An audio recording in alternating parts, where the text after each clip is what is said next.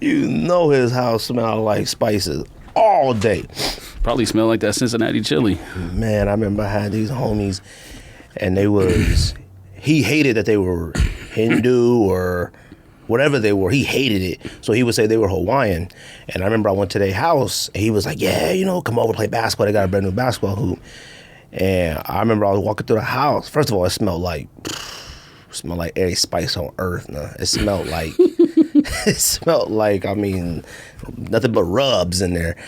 And I looked in the corner, and they had, the elephant Krishna. Is that what that is? No, the elephant. Hare Krishna? I don't know. And it was like whatever all that stuff. And I was like, well, this cat ain't Hawaiian. He lying. Now, I knew he wasn't because we called him Ron. But when they did roll call in class, his name was Ranesh. Okay. But anyways, I remember they was like, yeah, you want to stay over for dinner? And I was like, yeah, cool. So they had made like this cauliflower with like red curry and like maybe some naan bread. I don't know, some like bread stuff. So I was like, oh, shoot. Like I thought this was a vegetarian little joint. So I threw the cauliflower in the naan like a taco. And I was just eating it like a burrito. And they was like, this. Like, and the dad was like, and the mom looked like she was about like, I just disrespected the like entire nation or something. She was like, like this. And then the dad goes, if he's comfortable with eating it like that, let him eat it like that. And I looked at them and they was like, well, we eat it like this. And they were ripping the bread and then they scoop up the cauliflower, eat it, scoop it. And I was like, man, that's way too much. I just kept eating it like a burrito. True story. Shout out to Ranesh. Fat, crazy family, though. I remember his mom used to always try to sue everybody. I remember one day she like act like she slipped in Lucky's. This was Lucky's in California, right? Slipped, came to the house, brand new Dodge minivan. She was like, I'll take you out of school. Brand new Dodge minivan. My mom couldn't get her to give us a ride to school for nothing, but when she got that new Dodge minivan, oh my gosh, she was there every day. I still be asleep. She already outside, honking. I'm like, yo, we got about an hour and a half. Ron was such a liar. I mean, he told everybody he was a black belt. And then I went to his karate class with him, only a blue belt. Black I was like, man, this cat, he was like, yo, can I tell nobody at school? I was like, man, lying. So, you didn't but watch Power Rangers. This guy ain't even that good. Who? Filipino man. I don't know nothing about him either. I was hoping you did. It said he tried to play in the D League, but he ain't good enough. You're not good enough in the D League or G League. He averaged 19 points a game in Filipino Basketball Association. Dang. I mean, do they only score 35 a game? Because if they do, then 19 is good. But okay, scored 50 points. I mean, 19 don't sound too... Let me start this podcast. Yo, Stink This Podcast, episode 246. This on? Yes. Episode 246. George Gregg back in the building. Appreciate everybody who likes, subscribe, share, all that stuff. Damn, this story is like asking how was it to cop the Air Filipino shoot, the exclusive Jordan 4s?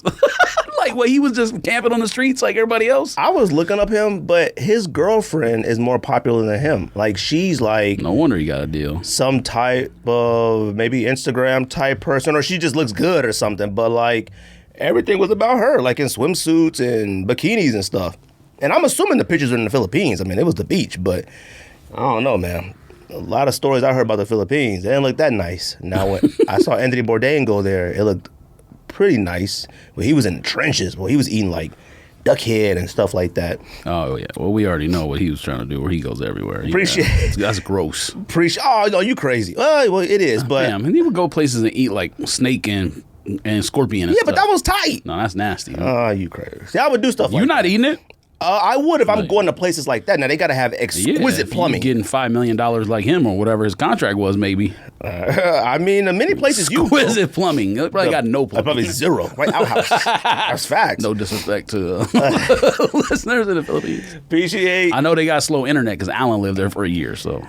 Oh, you know what? He lived there when we was doing sneaker valet. I remember, like, communication was slow. You hit him up on, like, Monday, he wouldn't get back to about Wednesday night. He coded an entire Legends of Zelda video game. I don't know how you did that with that internet. Fam, he created Legends of Zelda video game and the sneaker valet on that internet. He might be the greatest coder of all time. Because I remember when we had that app, whatever that app was, we would communicate with each other, and we would send all them passwords. Yeah. We had all them Twitter accounts. Y'all don't know what we talking about. We talking about when Nike had Twitter RSVP, and we had probably one of the OG bots. People who listen didn't even use it. Probably didn't even know it exists. Yeah. I went back and found some of them old accounts. I must still follow the same spots. Still, whatever. What's that app called? Bandcamp? It was called something, Bandwave or whatever. I just found a list on my old computer. I powered it up, and it had a note with all the passwords and stuff. And I was like, let me go to Twitter and try to log in. I'm joining still there. I looked at the DMs. It was like, fam, y'all the greatest. Thank you. It was like Jordan 13. It was like, y'all, thank you for this. I was needing this. Thank you so much. I didn't get one wink of sleep one night. Like, I was up for 24 hours straight one of them days. I didn't leave the computer one day. I peed in a gallon of water under the bar. Oh, that was when you were waiting for the... I stayed home I took off of work and stayed at home on the computer. I was like, this is peeing in this gallon of water. Because I was like, every single time we would try with Twitter RSVP, it would be as soon as we left our phone, or like we just wasn't paying no attention, or we would go to lunch and get on the elevator, no service, and then get on the elevator and it happened or whatever. Appreciate everybody who likes, subscribe, share, all that stuff. Shout out to MGK. The shoe campaign, Respect Your Shoe campaign is over, but I want to give a shout out to them because I appreciate them getting the kits out to everybody as fast as possible. If you haven't got your kit yet, I'm sure it's on the way, but I do want to tell everybody you can go to their YouTube page. They have one called the Shoe Care University. Check out how to use the products, kind of check out how to clean them, proper ways to do it and use it. But like I said, I appreciate them for doing that. Hopefully down the road we could do a little bit more with them, try to get something else going in the future, unless they want the official Sneak This podcast. And there's a lot of people who've already got theirs, so for those of you who haven't got it, if you haven't, it's not a scam. You can go to, our story might be dead by now, but there's a lot of people who... Oh, yeah. You're going to get your kit, man. Shout out to them.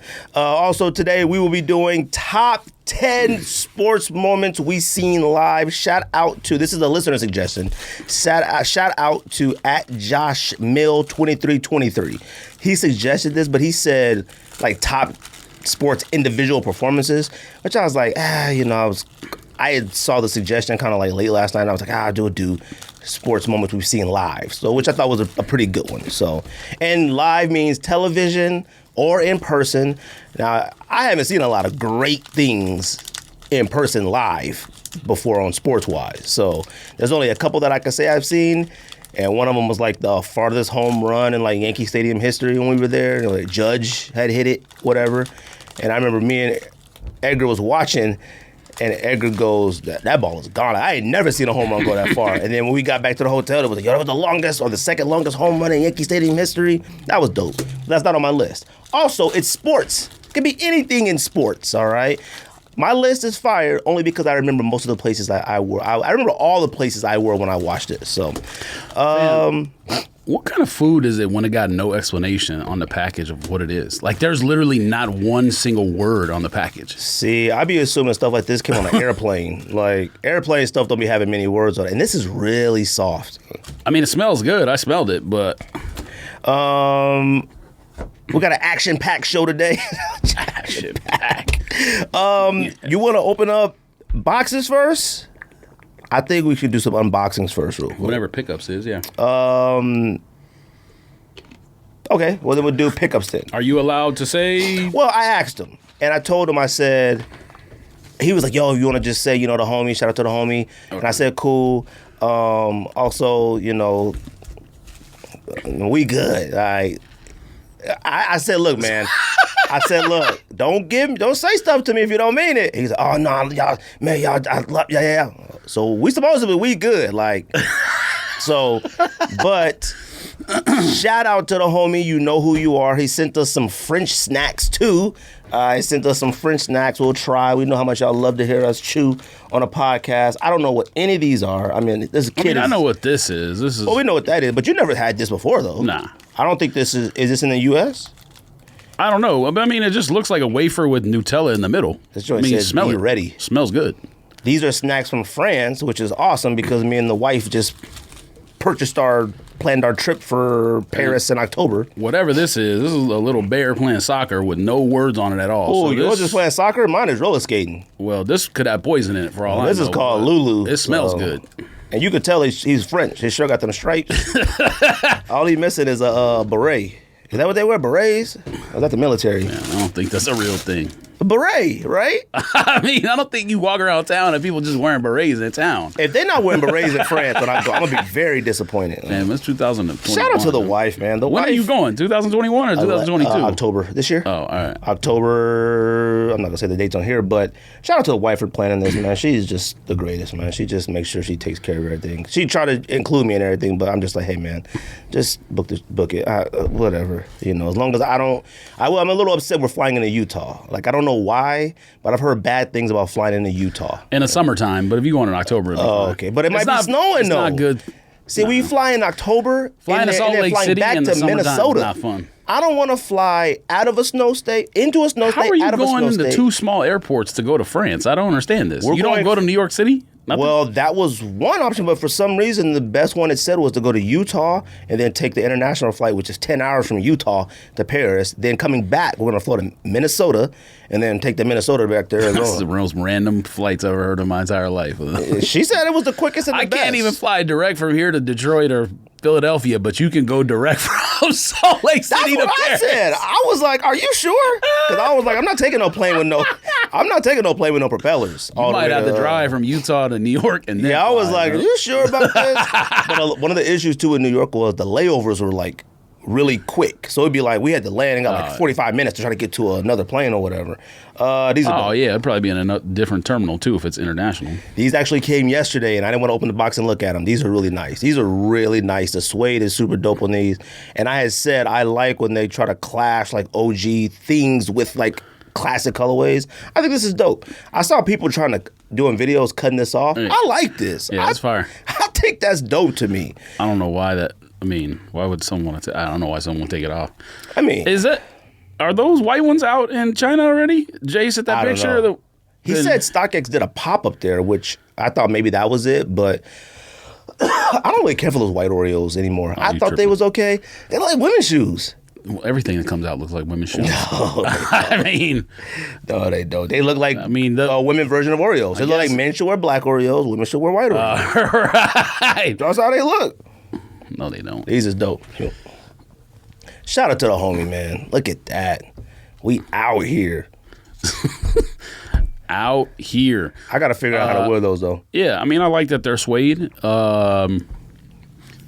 Somebody said white pants. I was like, man, what you think I am? Dominican? I was like, yes. I was like, black guys don't wear white pants. Only black women sometimes. 19-year-old baseball player who just signed his contract. Facts. Only Dominicans, Cubans, Puerto Ricans wear white pants. Men. During spring training, them cats would be here like at LA Fitness working out, and you could tell they play like Major League Baseball. 100%.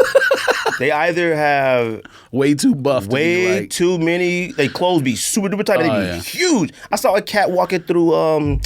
We were in Tanger the other day, and he had on like a white socks. I don't know what it was. Hat. I was like, oh, he got to be like in the AAA. He got to be in something because this cat was about 6'9", and his clothes was tighter than the mug. And I was like, okay, yeah, he definitely something. And he had a Cuban, a big old Cuban chain.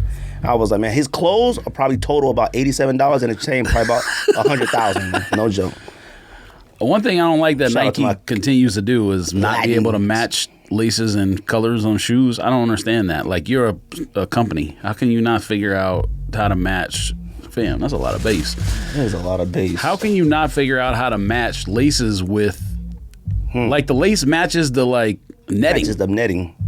I mean, maybe if they tried to do that on purpose, okay. But the shoe is nice. It like the shoe itself. I thought it came with. They don't come with second laces anymore. I don't think there's a ton of 4s that are all suede. I could be wrong. Someone correct me. But I don't think there's a ton of 4s that are all suede. I mean, obviously, like the black is nubuck or well, whatever it's called now in 2021. But girl, fam, that drip. You might want to check your pants. Ooh, that joint dripped. Fam, no joke, it busts. Pause. Like in a gusher. Took one bite everywhere.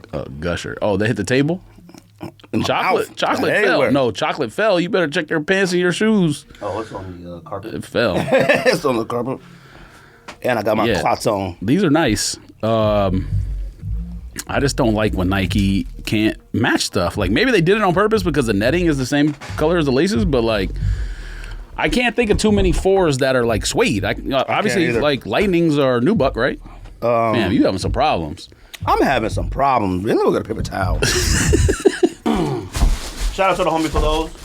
Yes, absolutely. I mean, super duper shout out to him for that, man, because, you know, like I said, due to the podcast, we made like some pretty good homies, you know, through social media, stuff like that. And, you know, him, you know, being able to contact us and hit us up and, you know, make an offer to us for certain things, man, I appreciate that. So shout out to him. What you got, George? This is a gift for Ric Flair. Woo! Well, maybe not a gift. That's probably the wrong word. He asked me to help him cop. Hannah got early access on sneakers. So I was like, all right, get the size 11 for Ric Flair. And, I didn't tell him until I got shipping confirmation because I didn't want to jinx it. But talked to him earlier today. Told him I was going to ship out tonight, but I figured you open them up. I didn't know. I totally forgot you was going to have that. Yeah. He only tells you stuff that he wants. He doesn't ever ask me for anything. Maybe because you got 97 accounts. But he probably listen to you say you never trying on sneakers ever again. And that's probably why. I try on sneakers quite often, B. All right, let's see what this is. Wait, what is this? An early release. It was early access, so they're not out yet. I mean, they're out. They were out just for early access. Oh, these kind of nice. Ooh, these is kind of nice. So these are reverse shadows? Most bass I've ever heard in my entire life. Yep. You know, and Rick was like, so what do you think of them? I was like, fam, I have not opened the box yet. I'm going to see them for the first time tonight. You know what's funny? Sneakerheads, excuse me, homies that we have, they just can't believe that, like, when packages come to our house, we just don't be like, I'm like, man, I just go sit at the front door for at least, you know, a good day or two before I even get to it. And what's going to make me open it is Rocio saying, can you get this out the entryway? That's what's going to happen. These is dope. But you know what's funny is, I feel like I can't tell what shadows. They look like shadows. Like, it's not enough to be like, it's reversed. I get it. Yeah. Like, the black is great, but if I wasn't paying attention, I would have been like, oh, that's a shadow. Like, I would have said, this is just an OG shadow. I wouldn't have thought nothing about it. I didn't realize this was suede. Me neither. I thought it was, actually, you know what? I did. I thought it was all that material, though. I didn't know the black was going to be leather. They're actually pretty nice. Yeah, I didn't realize this was suede. I like them. They all right. But like I said, if you came in walking wearing those, I would have just thought you had on shadows. I wouldn't have even, my mind wouldn't have said like, yo, it's reversed. It ain't like bread toes or like. Yeah, but the gray is not new, whatever it is, suede, nubuck, new suede, what do they call it? On the actual shadow, it was like it's leather. The one from that's right. 2 pairs ago or whatever is the one that has suede on it. You had them OG ones. Yeah, I bought them from the group, but them joints had no insoles. Who you bought them joints from again? I don't even remember. I remember they had no insoles and you had picked them. You know, like meet them at like Native New Yorker or something? I think it was no box and no insole, but the shoes were actually in good shape. You still got those? Nah, I sold them a long time ago. These is nice. I mean, these ain't bad, but I mean, it just, to me, it's not enough. You know what? It's a resale shoe. It's not enough. I never pay resale. Yeah. Like, I need a little bit more on something like this to do so. Now, you can make the same argument for a bread toe or all them other ones too, but I think them bread toes and stuff are fire. So, enjoy it. I haven't seen those in person. Smell like Cal Force. Them joints is strong. Shout out to the homie Rick. Yeah, so technically it was Hannah's pickup, I guess, but... dang, well, you and the missus be getting access. But Hannah got early access on that, and she got me a... It's an actual bear, man. Put a soccer ball in front of it. You know what it is? I think it's like... you better tell Cortez to chill out, B. He can't act like that until he's a pro. Yeah, he was kind of a jerk yesterday at practice. But I meant to talk to him about, I got chocolate in it. I can't do that. Yeah, you can. You just ate something with chocolate. I bit it. You just ate something with chocolate. I bet you it was fire. Oh, that's pretty good. I told you. I can't wait to go to France. I can't wait to go to Pays. Yes, authentic croissant. Only hang out in Pays. Every morning. Now, he was a jerk at practice. He had 7 goals this weekend, but he played 2 games. The first game he had 4, and the second he had 3. He had a club game on Sunday, and I thought it was at noon. It was at 9, so he missed it. But I'm going to talk about that, too, because, you know, just to let everybody know, I planned on having a clinical psychologist come on here and talk about addiction and compulsive shopping is what she called it, compulsive spending. And, you know, she was talking about like how like in certain situations you may like translate your or transfer your compulsion of one item to something else, I think I've been getting too crazy with Cortez in soccer. Like, I missed, the game was at 9 a.m. and I thought it was at 12. So like by 10 o'clock, I go on social media and I see them posting like, up next, the 2012 team. And that's Cortez's team. And that was like an hour ago, up next. And I was like, yo, we missed a game. And my day was shot. Like, I was ruined. Like, I was so like annoyed by that. And I'm a on top of everything type of person. So like, I was just bothered. Like, dang, like I was like, man, he about to go show out. Like, I was like hyped for it. And I was like, you know what? I need to relax on stuff like that because I really do. Like, the amount of goals and stuff that he scores, yes, it's awesome and it's great or whatever, but, like, I got to stop. I'm pushing him way too hard. Like, way too hard. You know, he just texted next door and said, yo, my bad, the bass is loud. But anyways, pickups. What? Oh. Wait, what? That was a pickup. Oh, okay. That was it? Nothing? You get your cards back? Not yet. Fam, I thought you had them back this week. No, there's one that might ship like Friday or Monday.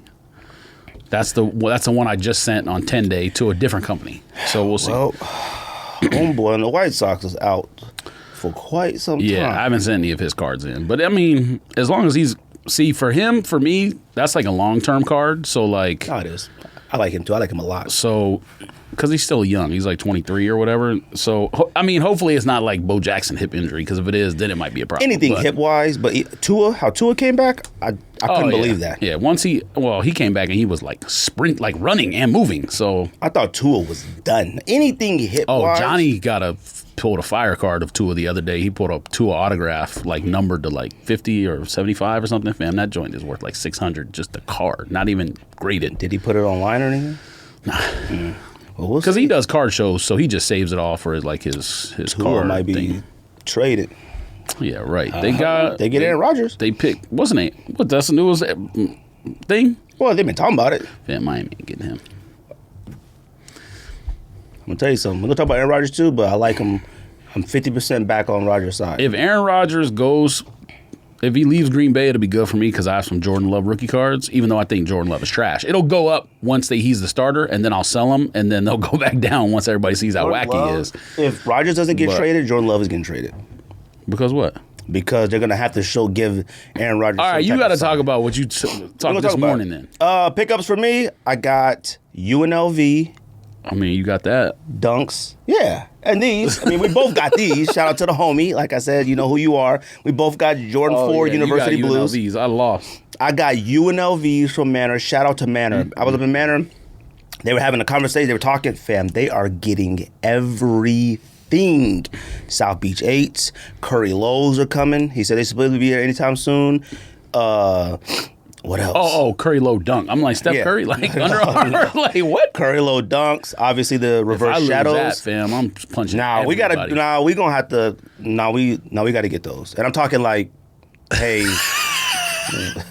yo, don't do this. That's like that. No, because but see, for me, UNLVs, black whites, and Currys are the only really ones that, obviously Plums and Biotechs or whatever back then, but like these are clearly the only ones I really, really care about. I still want black whites. Currys are like fire. I might trade something I have now to like rerun. Yeah, Sakai's or I mean, my turbo green I have, I love it, but it's way too big. It's a size 10. It's way too big. And every time I try to get a 9.5 from somebody, unsuccessful. So I can never make a trade or whatever. But man, Turbo Green 1? Yeah. Yo, I thought you only got one? He only had one of those, and Josh got me that. Shout out to Josh. So, but yeah, they said they getting everything in there. So, and shout out to Manor, because I was telling George earlier, the best way to do to me raffles is to buy something and you get more raffle tickets. I think I've always preferred that because you get something in return than versus paying resale. Like, even if I go in Manor and buy, shirts are like, what, $35, $40? If I go in there and buy 4 shirts, 3 shirts that I can wear and that I wanted, and I get an extra, I don't know what the dollar amount is per ticket. Was it $10 per ticket or something like that? Well, I don't want to say because I may have gotten more tickets than I was supposed to get based on what I bought. So whatever it is. And I still lost, by the way. So whatever it is, like Manor has a lot of stuff that I want to go buy. I'm just too lazy to actually go to Manor and go get it because I'm not at work right now. I would go to Manor from work. I'm at home now working. I'm about 45 minutes, an hour away. So going in there and buying like 3 T-shirts that I need, and then get Cruzy her little shoe thingies and whatever, and a water bottle. You get your tickets, throw them joints in there, and you good. So I do appreciate that, because it's different than going on StockX and you pay, I don't know what UNLVs go for, $280. I get nothing but heartache. So shout out to Manor for that. Shout out to Manor for doing raffles. I mean, I appreciate it. And let me tell you something. Going in Manor, it's just a good vibe. Like, it's just good vibe in there. Those cats in there wearing, saw Amy Lynn Dior New Balances in person 550s, you know. Shout out to Jeremy. He was in there posted, chopping it up. Like, everybody in there was cool. Like, you know, I was in there. He's been there one time ever in all the times I went. Every time I go to Manor, he's there. Oh. Except one time when I went to go do the raffle for Black, Yellow, Maize, Iowa Dunks. Uh-oh. That's the only time I've never seen Jeremy in there. So, like, whenever time I go, he's in there. You know, but shout out to them. Bought a Kith shirt. And then I bought some Supreme socks. I bought a Supreme hat. I bought... You single-handedly keeping the brand in business. You're right. Man, because when it come back, it's going to come back with a vengeance. And I'm going to be like this. I'm going to be in the corner with fitted. Headphones on. This bear is good, too. I mean, he's weird. Look at his hands. His hands are dirty. He fell in the mud playing soccer. Rollerblading. Well, Celtics, Jaylen Brown hurt for the year. God, they're cooked. They already sucked. Somebody else is out too, I think. Maybe not. Maybe I made that up. I got some Sambas. I bought some Adidas Sambas. This collaboration I wanted, but I was not paying full price for Sambas. So I got 2-3 pairs of those. And then I got Bape. Shout out to Simple for the Bape shell toes. I tried everywhere for them joints. I could not get them. Even one site overseas, I got them, boom, in the cart. And it was like, you have to have an account with the store. I didn't have an account yet. So I tried to make an account all super fast. And I was like, man, forget this. So shout out to Simple for getting me those. And when he called me from the store, he called me. I'm coaching Cortez's soccer team. He calls me like, yo, if I gotta get you, Simple voice. Yo, if I get you, I said, what? He said, yo, you were the babe, what happened, undefeated. I said, oh, yeah. I was like, yo, I mean, if you can get him, you can get him. He was like, let me check. He was like, you got a 9 and a 10 left. What do you want, 9 or 10? And I said, yeah, give me the 9. He was like, you want a 9 or 10? I said, give me the 9. And he goes, what size you got left? And they was like, we got a 9. He's like, give me the 9. I was like, all right, cool. So I got him 9, PayPal the money, whatever. He thought I would have wanted the 10. But shout out to the homie Mike from the Sneaker History Podcast.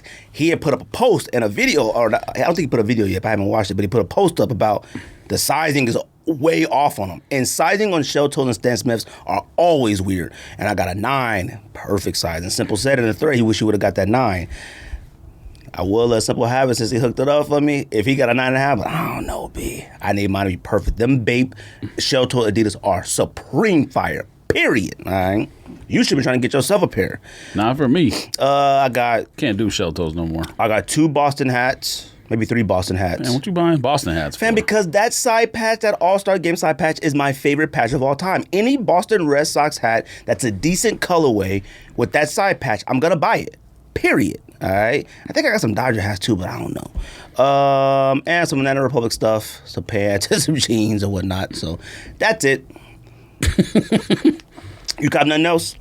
Nothing? I don't think so. I think I lost on every night. Fam, I haven't won on sneakers in 3 months? 2 months? You love saying that. No.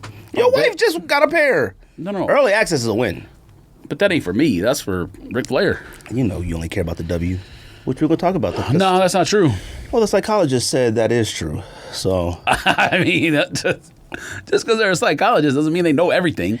I mean, same thing with doctors and whatever else. Like, yes, but some people are just wrong or opinionated. You and I both know when it comes down to sneakers, totality-wise, we.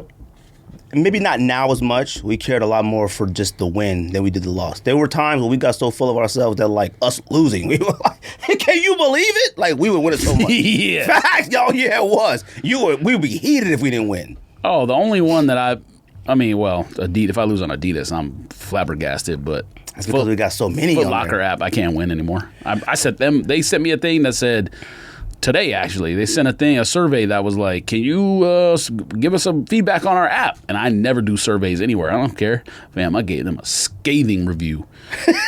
Scathing. I said, how many stars? Would you recommend 0 to 10? They even gave you a 0 option. Normally, they just do 1 to 10. They do 0 to 10. Would you recommend Foot Locker app to anybody? I put 0. You know what's funny is, like, Why would we recommend the app? Like, who doesn't know this? Like, yo, fam, you got to check out the Confirm app. I mean, I seen Foam God losing on Foot Locker app. Like, there's no one who buys more stuff on Foot Locker than him. He cops everything. Oh, yeah. But, well... Fam, he should never lose on sneakers, Foot Locker I was going to tell him to come. He wins on everything. I was going to tell him to come here today. Yeah, he should never lose on anything. Shout out to Enos Way. He made a suggestion, because I'm going to tell you something. He made a good suggestion, listener suggestion. I'm sick and tired of people messaging me about Puma, Diodora, and New Balance. And I get that we have a lot of brand new listeners, the people who may not have listened to us. Fam, we have been New Balance connoisseurs and ASIC connoisseurs before y'all was even bothering with them. All right, so like relax. All right, but we're gonna talk about that a little bit because it makes some good points. That was not J. Cole in that video. That man and that Duncan in that video had Nikes on. Fam, there's no way that was him. Video in the thread. They sent a video in the thread that was like supposedly J. Cole dunking and falling down after he dunked. Oh, look. Oh, that ain't J. Cole. I seen that last week or something. That cat got Nike. I think, matter of fact, he might have. He doesn't even look like J. Cole. Okay, well, it's hard to tell that, but you can tell. He looks like a homie I went to high school with. Shout out to Dalvin White. J. Cole. I've seen J. Cole dunk. J. Cole's not dunking like that. Number one, and number two, that dude's wearing Nikes. J. Cole has a contract with Puma. He's not letting anyone get him on social media not wearing Pumas. And J. Cole cannot dunk with two hands. Period. Well, that's why I said that. Oh, okay. Like that was a cool looking dunk. Now he fell on the ground. Now J. Cole can like dunk, but like he can't dunk. Look at that. Nah, get out of here. That's somebody. It was funny how he fell, but that's definitely not him. Them dreadlocks way too thick. I don't even think them dreadlocks is real. What come out this week? The LeBron Miami Knights. You copping? They're lows? No, I'm not copping that nonsense. Oh, okay. If they were sprites or other ones, would you have copped? What's the other one? Red Lavas? Maybe. And then once I opened the box, I would have been like, well, this is why I sold in the first place. What was the other one called? Solar Reds. Yeah. I probably would. These Miami Nights, I didn't care for them back then, and I don't care for them now. But I've seen some fire pictures, and I think they were Kith filters. Somebody said, yo, they look like real Miami Nights. You ain't copping. You don't care either. Air Jordan 1. I wonder if Manor's getting those. KOs. Oh, AJ KOs? Are you copping those? No. Not even cop to sell? I mean, if they're selling for retail, maybe, but no one cares about canvas. They do now. I don't know about that. I still got Black Toe AJKOs, Shadow AJKOs, Royal AJKOs, Bread AJKOs, and Red Toe AJKOs. I'm good on AJKOs. So I'm thinking about cutting the top off, the Shadows, the Royals, and making a low top version, see how it looks, just as an experiment. But right. I mean, I don't need them. Only reason why I would buy them is because my shoe surgeon. my current Chicago AJKO is a size 10, so it's a little bit big. Undefeated Kobe 5 Hall of Fame. No. That was in a list we did recently on my list. The joints came out last year. I guess maybe they only came out like Friends and Family or something. You had them on some type of list. I don't know. Undefeated collaborations. Yeah. So those are whack. They're not whack. I don't remember them coming out, but I remember them coming out. I just remember the era. Neither do I. But size 12 is $1,183. Those are whack. Huh? They're not whack. I mean, they're not. It's not one of the better fives, but it's one of the better undefeated collabs. You know who got some bad collaborations is Bodega.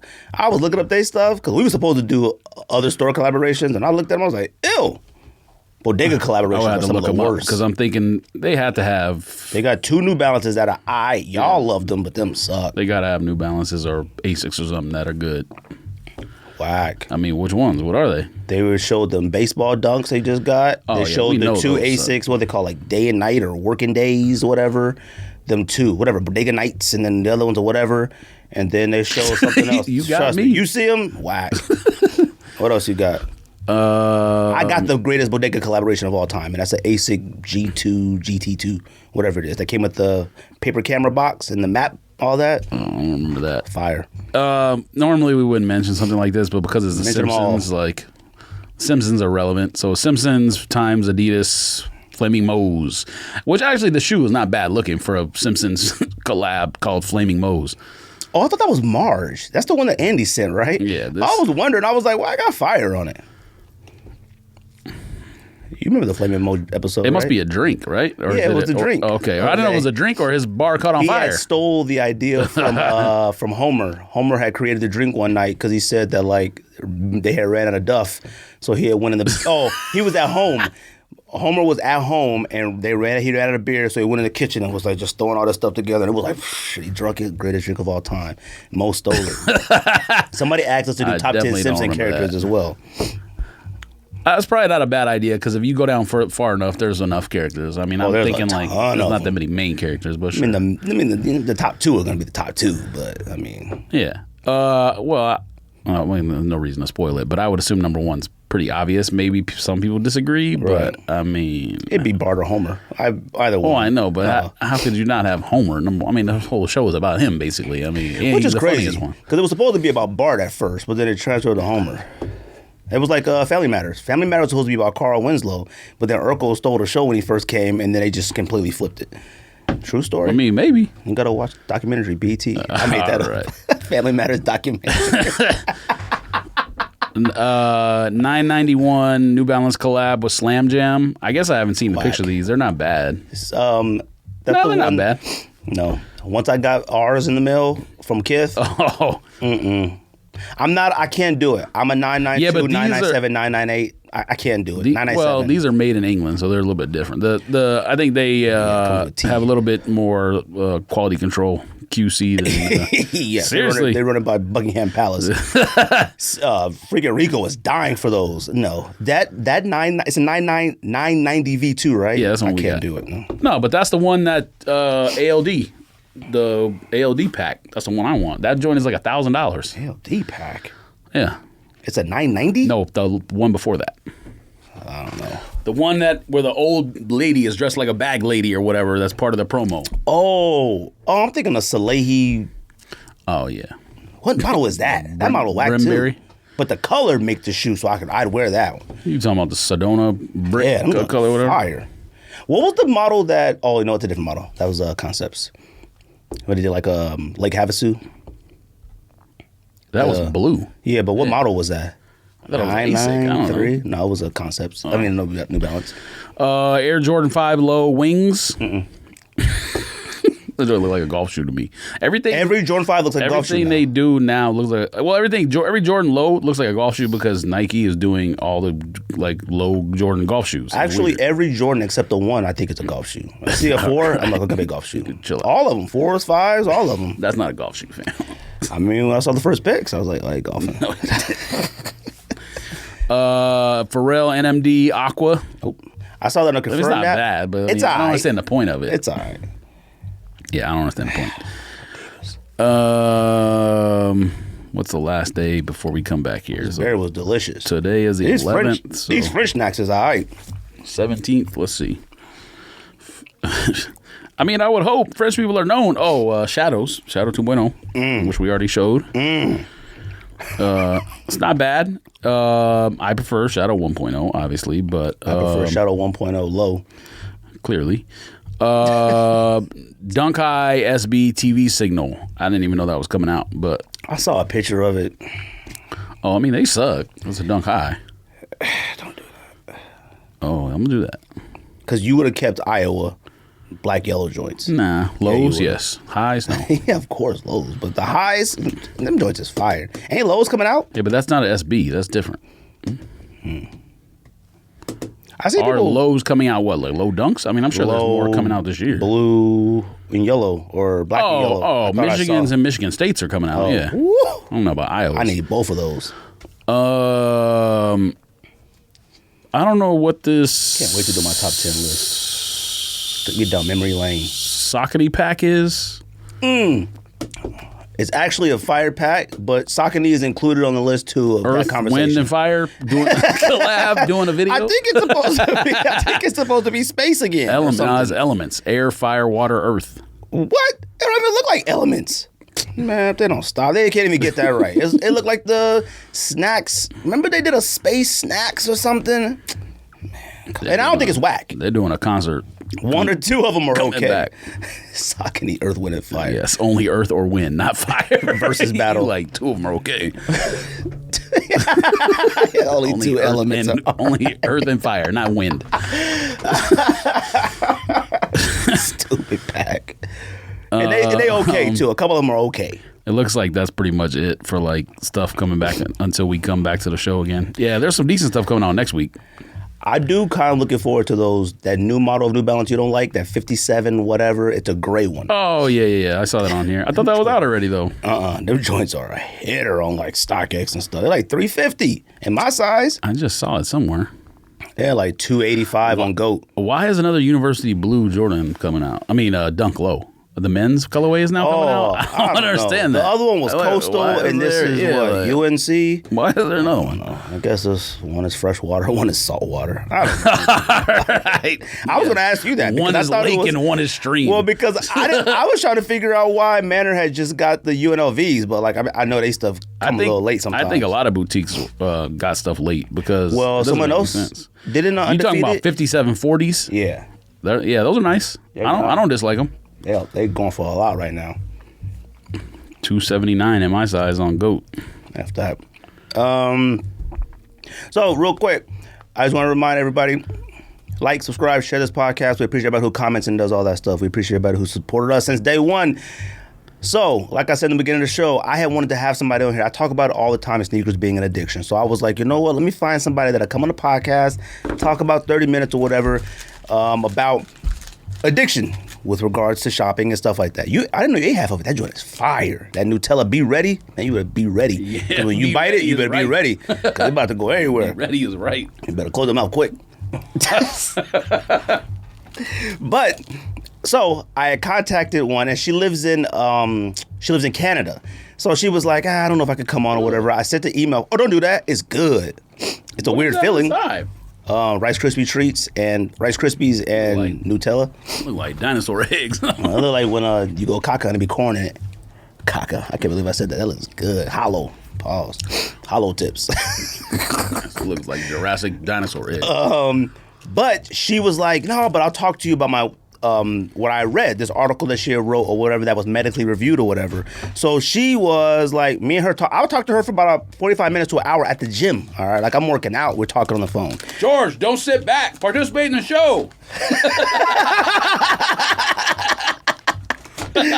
So I told her, I said, all right. Even Rick texted me that. He was like, you better participate tonight. I'm like, man. Katz was like, yo, can't wait for the episode. I'm like, man, y'all. Somebody had put, you guys complained about it, and look, he was participating last week. Like, they was like, some people feel like they fixed it. Like they was like, yeah, there we go. So I talked to her about it. Now absolutely right. I saw it. Now what she calls it is compulsive shopping disorder. She said that it hasn't yet been given a disorder yet, but it could be considered OCD. Now, I'm telling people this about my conversation with her. I'm going to go through it pretty quick, but I'm telling you this not because I'm trying to cure myself of sneakers and not because I'm trying to cure anybody else, because I know somebody going to be like, dang, Greg, try not to like sneakers no more. No, I like to know why. I like to know, no, it's possible. No, it's not. No, it is. It's not possible for you to dislike shoes. No, it's not. It's possible not to dislike, but it's possible to get it under control. Now, I will talk about it. Oh, I didn't say that. I said it's not possible for you to dislike You're shoes. Right. So she called it, she said it hasn't been medically determined as a thing, but it's something with endorphins. And she said it is part of the OCD behavior family. I said, okay, cool. So me being a psychology major and stuff like that. And I definitely believe that. Like earlier you said something that I don't know is 100% true, but it's definitely like a I mean, I don't know if endorphin is the right word, but chemical release or whatever. Yeah, but I said that. I said that something within us and people like us where it does something. Now, somebody else, it might be collecting cards or cars or doilies or whatever people collect. I don't know. Or whatever, cocaine, whatever. So people definitely get a chemical reaction. I'm gonna tell you one thing too. Look, I love the show, The Wire, but it is boring at times.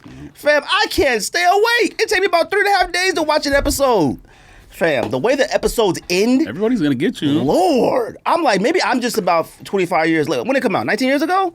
I'm just too late, because I'm sitting here watching this. I'm watching this like I could barely stay awake. I'm like, these are the wackest police officers of all time.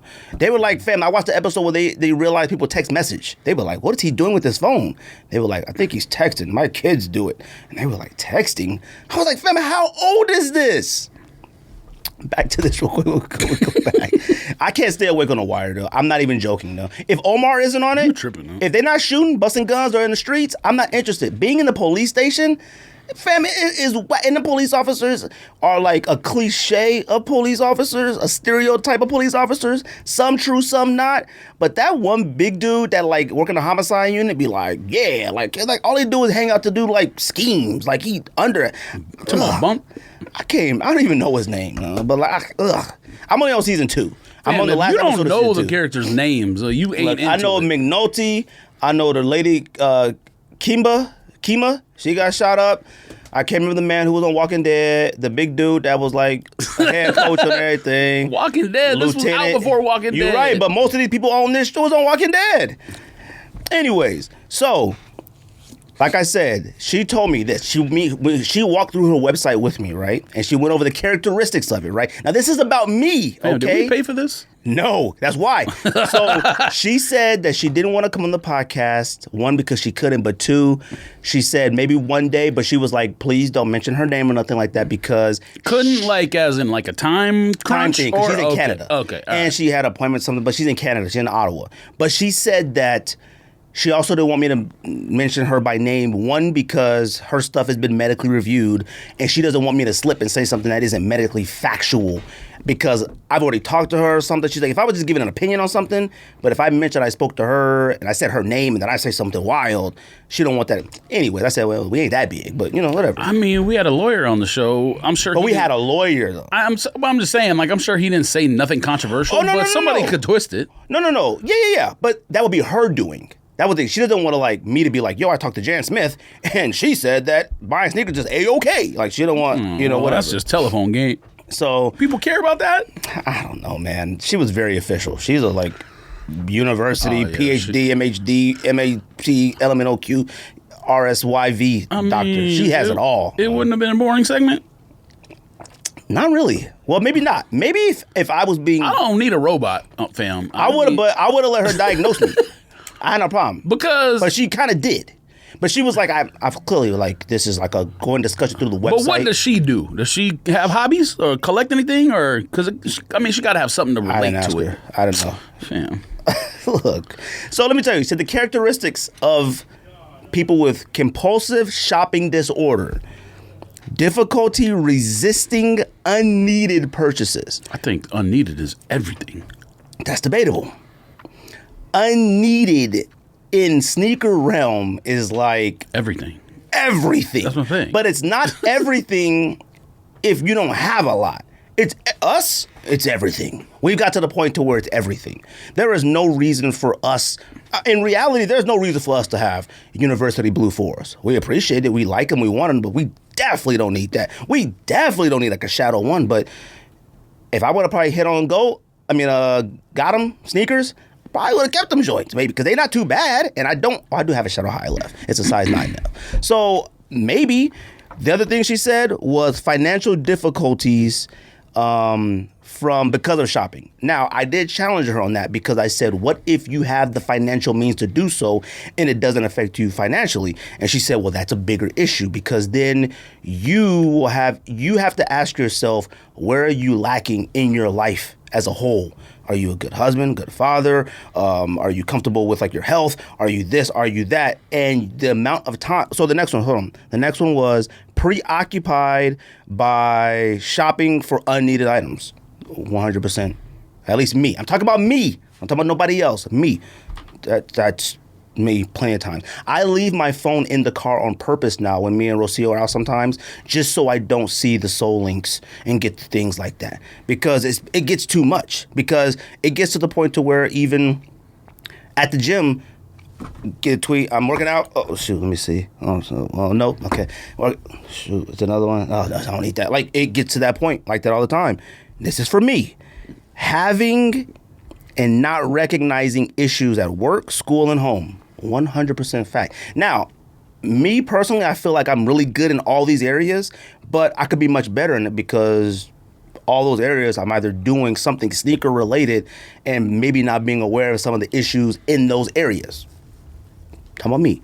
Spending a great deal of research on unneeded items. Facts. All right. Now, she did say that we are in a specific category of we have a podcast. So we got to kind of do the research on something to talk about and come on here. And we got to be aware. And I said, okay. But she said that now this was her saying. She goes, I'm pretty confident that the podcast gave you the feeling that it's okay to even further your compulsive shopping disorder. I said, 100% facts. There was a point in time where I felt like every episode I had to have a pickup. Like, no matter what. Had to have a pickup, whatever. Especially when Simple was on, because Simple had pickups no matter what. And at one point, I felt like, oh, shoot, Simple got 15 pickups this way. I got at least had 2 or 3, whatever. Talking about me, George. That's it.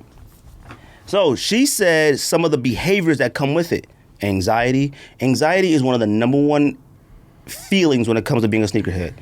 Whether or not you go win a raffle, whether or not when you and I would drive up to a store and see the line, we gotta get there quick. Fam, me and you were driving all the way from downtown Phoenix. That's still the same with cards, though.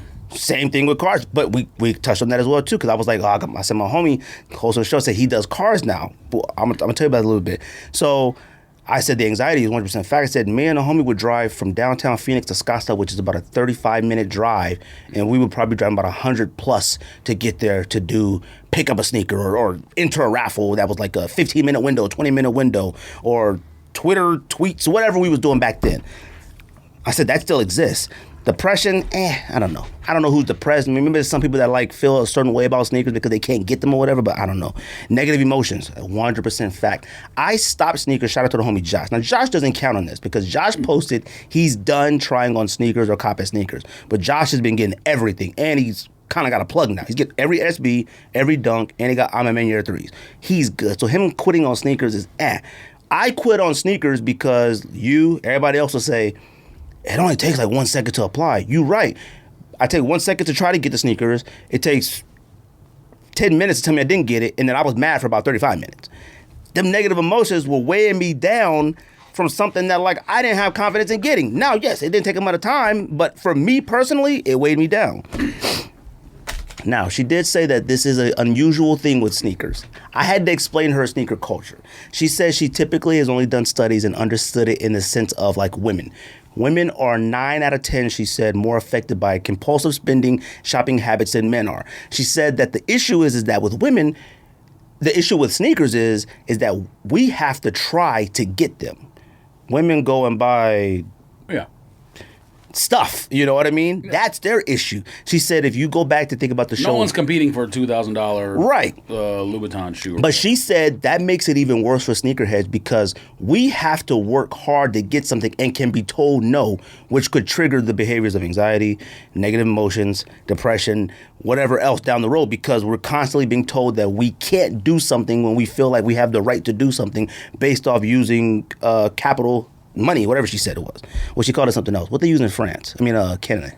In what? In Canada. Oh, just Canadian dollar? Oh, she said something else. Not pesos, but she's called it something else. And I said, oh, okay. Canadian dollar. They've had the dollar forever. It's just a Canadian dollar. And I figured Europe has a euro. So I said, okay, I understand that. But then she said, so with us, it is a little bit of different things. She said, sneakerheads, from what I told her, sound like they could be in a worse situation than anybody when it comes to these type of behaviors. It depends on your personality too, though, because if you're not a compulsive person like that, you're not going to fall trap to that. And also, it depends how much money you have. If you got a lot of money, it doesn't matter. You can't take all the money to the afterlife. Right, so. And she said that. She said there are people that can do so, like the spending, and that's cool. But she says those people may not be realizing the lack of areas in the rest of their life.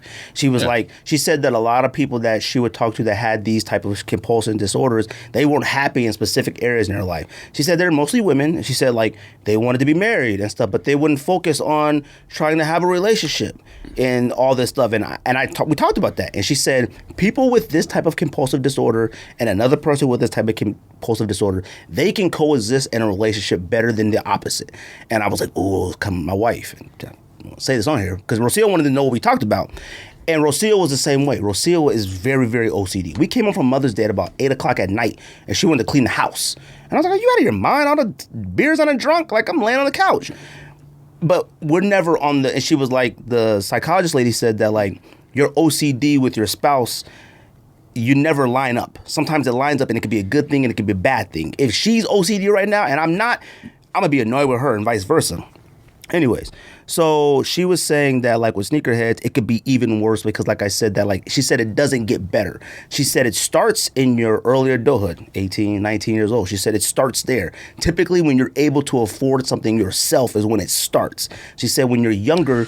But there needs to be a definition of what never get better means, because it never get better if it doesn't affect your... Not never get better. She said may increase in time. I mean, my point is, if it doesn't affect your health or your, like, longevity of your life, then to me it doesn't matter. You know what I mean? At that point, it doesn't. It has to become a problem where it affects your health or something like that before it's like a legitimate thing. Well, yes, but that is part of it. Like, she was like, a lot of the people that she's talked to have said, like, oh, I want to be in a relationship, or like, oh, I want to lose weight, or oh, I want to have kids, or oh, I want to travel, or oh, I want to do whatever, all these things.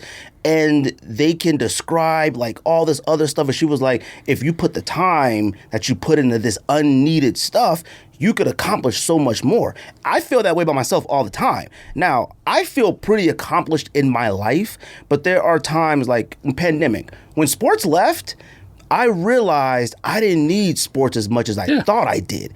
Now it's kind of creeping back slowly or whatever. I'm still not fully into it. I'm more into, like, knowing about everything versus watching it. But as I said, with sneakers and stuff, I feel like it's so much useless information that, like, I could put something much greater in my life or weight in my mind that could be more fruitful or whatever. My relationship is awesome. My kids are awesome. Everything is awesome in my life, but maybe it could be better if I wasn't sitting in the bed with 5 things in my cart. Like, ooh, like, me and Rocio be in the bed watching TV, and I'm like, dang, ZX8000s, do I want them? Let me look on Google real quick, see if I can get them for, like, cheaper somewhere else. And then, like, and that's that research. Like, I literally go to Cortez soccer practice. I had on Kith, they had a sale. I had 5 things in my cart. I'm walking out, jogging around, and I'm just stopping under the tree, like, do I cop it? Like, ooh, like, waited. There's some of it sold out of my cart. I'm like mad, but I wasn't buying it. Now, this is for me, like I said, and I'm not trying not to be into it, but I need to understand why it's such an important thing in my life. It's important to me. Like, I told Rocio, I'm not going to not do it. Like, it's too important to me, and I don't know why. They're shoes. They're inanimate objects that we have plenty of. Now, she said you can get better at it. She said it's not a big deal if you feel comfortable with where you are in your life. She said if you can go to your wife, she's talking about me. She said if I could go to my wife and say, which I ask my wife every month. You can talk to Rocio. I said, Rocio, am I doing everything as a husband, or am I doing this? Is there anything I'm lacking? Because I do not want to be blindsided. My worst fear is being blindsided by my wife, that I'm lacking in an area somewhere, like, yo, you know, whatever. And she didn't say nothing. And she always tells me, no, you're doing good. You're fine. Yeah. Awesome. She said, if you go to your wife and you can do that, go to your kids, you can do that, work, you can do that, you can go all your areas of life and say to yourself, you're good with it, and you're fine with yourself and all that, then she said, maybe it's not an issue. Now, she said you will have to deal with the emotions of it, like, afterwards, because I do get those emotions. I hate putting sneakers in the closet. I have no room. Like, George, I have 0 room now. Hats, I have nowhere to put hats. Hats are spilling. All the shoes we've had over our lives, hats are in the living room, kitchen, down in the room, the office, Cortez's room, hats, Oscar's room, hats. Hats are everywhere. Sneakers, all in the closet, but spilling, falling out of boxes everywhere. Under the bed now, I got stuff everywhere. It makes me feel weird because I hate it. And she said the one way you know that you're a compulsive shopping disorder, not an addict, is the fact that you impulsively try to stop it. You can't. I retired. I quit. I'm done with this. F sneakers. I'm done with this. And you can't. She said if you were really... Sound like she needs to talk to Ricardo on it. She said if you were really... She needs to talk to a lot of us. I even told Tapes. I said, Tapes, I wish you lived longer. No, she does. Oh, let me go to the cards thing. So I said, you know, my homie, I said, you know, he's the other host on the podcast. You know, he's kind of transferred his to card. And she said, you know, that typically happens. And I said, I feel like I'm slowly doing the same thing, but with my son's soccer. I said, it's driving me nuts. Only because he's so good it drives me nuts. Like, because I'm like, fam, do you realize you scored 7 goals this weekend and you can't find your shin guards? Like, what the heck, man? Get your shin. I'm losing my mind in the house. Like, because I'm thinking like, I had a basketball game, I scored 20 points. I couldn't wait to get back out there. I scored 4 goals in a soccer game against a good team. Fam, I'm trying to get out there, all right? But he's only 8 years old. So I said, with cars, she said, yeah, things like that can happen. And I said, part of our culture, sneakers or whatever, is reselling. And I said, one thing, we've all tried. I said, I tried it, become a reseller. I said, I was bad at it. And she was like, oh, yeah, I'm quite sure you are from what you've told me. I said, oh, I was awful at it. I said, me and George really at one point tried. Like, we was like into it, like getting 5 pairs of one sneaker. We was doing it. And I was like, maybe I'll keep these. I was keeping 3 pairs of stuff. Like, what the heck am I couldn't do it, which got me in trouble with Reselling because it was like racking up debt and I couldn't get rid of it. She was saying that, like, a lot of times with that situation, you could be using reselling, if it's not your main source of income, as a cover, I think she said. Maybe an excuse. I don't know. She called it something as a reason to be so enthralled in what you're into, whether it's reselling sneakers, cards, anything like that. And I said, oh, yeah, we know that. I said, it could be a possibility. She said, now, if you're full on, this is a business, you about to get it cracking, this is your way of living, then it is what it is. But you're going to have to set limits on yourself when it comes to your life. Now, I'm talking about you, I'm talking about me. If I was into reselling and stuff, she was like, you gotta be comfortable with missing something. When it comes to us, I'm not comfortable with missing a Soul Links link. Like, it can be like, oh, restock of Travis 6s. Like, I need to stop that. She was like, you literally need to set a block of time between yourself where you're with sneakers and not with sneakers. I can't work from 5 a.m. to 4 o'clock and sneakers from 5 a.m. till I go to bed. She was like, that's your entire life, and you try to fit in kids, family, all this stuff in between, and you're going to burn yourself out. Facts. Like, I feel wore out sometimes off of that. She said you need to set a day for just strictly podcast research and stuff. Boom. And then set a time for this when it's like, yo, let me look for sales and sneakers and stuff. Boom. Stop. Just stop. And then all this, and she was laying it out for me, and I was like, man, I love it. She said she would have loved to come on the podcast to talk about it, and I appreciate her talking to me about it because it makes me feel different. It makes me want to, like, explore it more because I am a psychology major. That's what I'm into, finding the truth, social psychology, stuff like that. One of my goals in life is to get published one day from writing something and doing it, and I'm really considering doing something like this, our culture, writing something about it. So she gave me, like, some stuff, information about, like, the website and the people that she does stuff with, and she was like, if you want to write up something or whatever, send it to the editor, they'll take a look at it and all this stuff. I was like, cool. So anyways, well, so I mean, it's that the last part of that, what you're saying, the problem is this right here. It's not anything. I mean, I guess everyone has a hobby, but this is the main problem. This made it easier for people to do all that stuff because you get your information from this, not only social media, but people texting you, this sale is up, these shoes are up, this raffle's up. Same thing with cards. This store restocked today. Go here, do this, whatever. So, I mean, I think it's going to be difficult to do what you're saying where you're completely changing behavior, you know what I mean, without getting rid of this. You know what I mean? Like, I could better it. When I would stop sneakers and raffles and stuff, I turned off all my Soul links. I turned off Boost links, Nike links, all them links. I turned them all off and wasn't getting notifications, which really helped me personally. But she also said, she asked us what kind of friends were we. And I said, I'm not saying me and George are family. Like, I was like, she was like, we've known of each other and kind of been connected, down the road from like for a long time. And she was like, now a lot of your other friends. She was like, does it consist of sending each other stuff all the time? And I said, it started out that way, but I was like, me, you, Don, Andy, I consider us like friends. And I have other friends like Tapes and Curtis and all, we friends. But like, she was like, that could be also a bad thing too if a lot of it is mainly sneakers, because she was like, it takes one person to be like, ooh, these is dope. And then you feel like, ooh, I got to get them. Or like, ooh, like it happens all the time. And I'm like, 100% fact. I was like, when Kobe had died and everybody posting their Grinches, I almost lost my mind. But she did say too, like you said, the phone. She says social media is one of those things as well. She said buying something, she said a lot of people didn't realize it was in them before until they bought something and they got the validation on social media. She said somebody will go buy a shirt, like Oh, I wasn't even talking about that angle. Yeah, I know. I just was saying, well, she was just saying information angle. Right.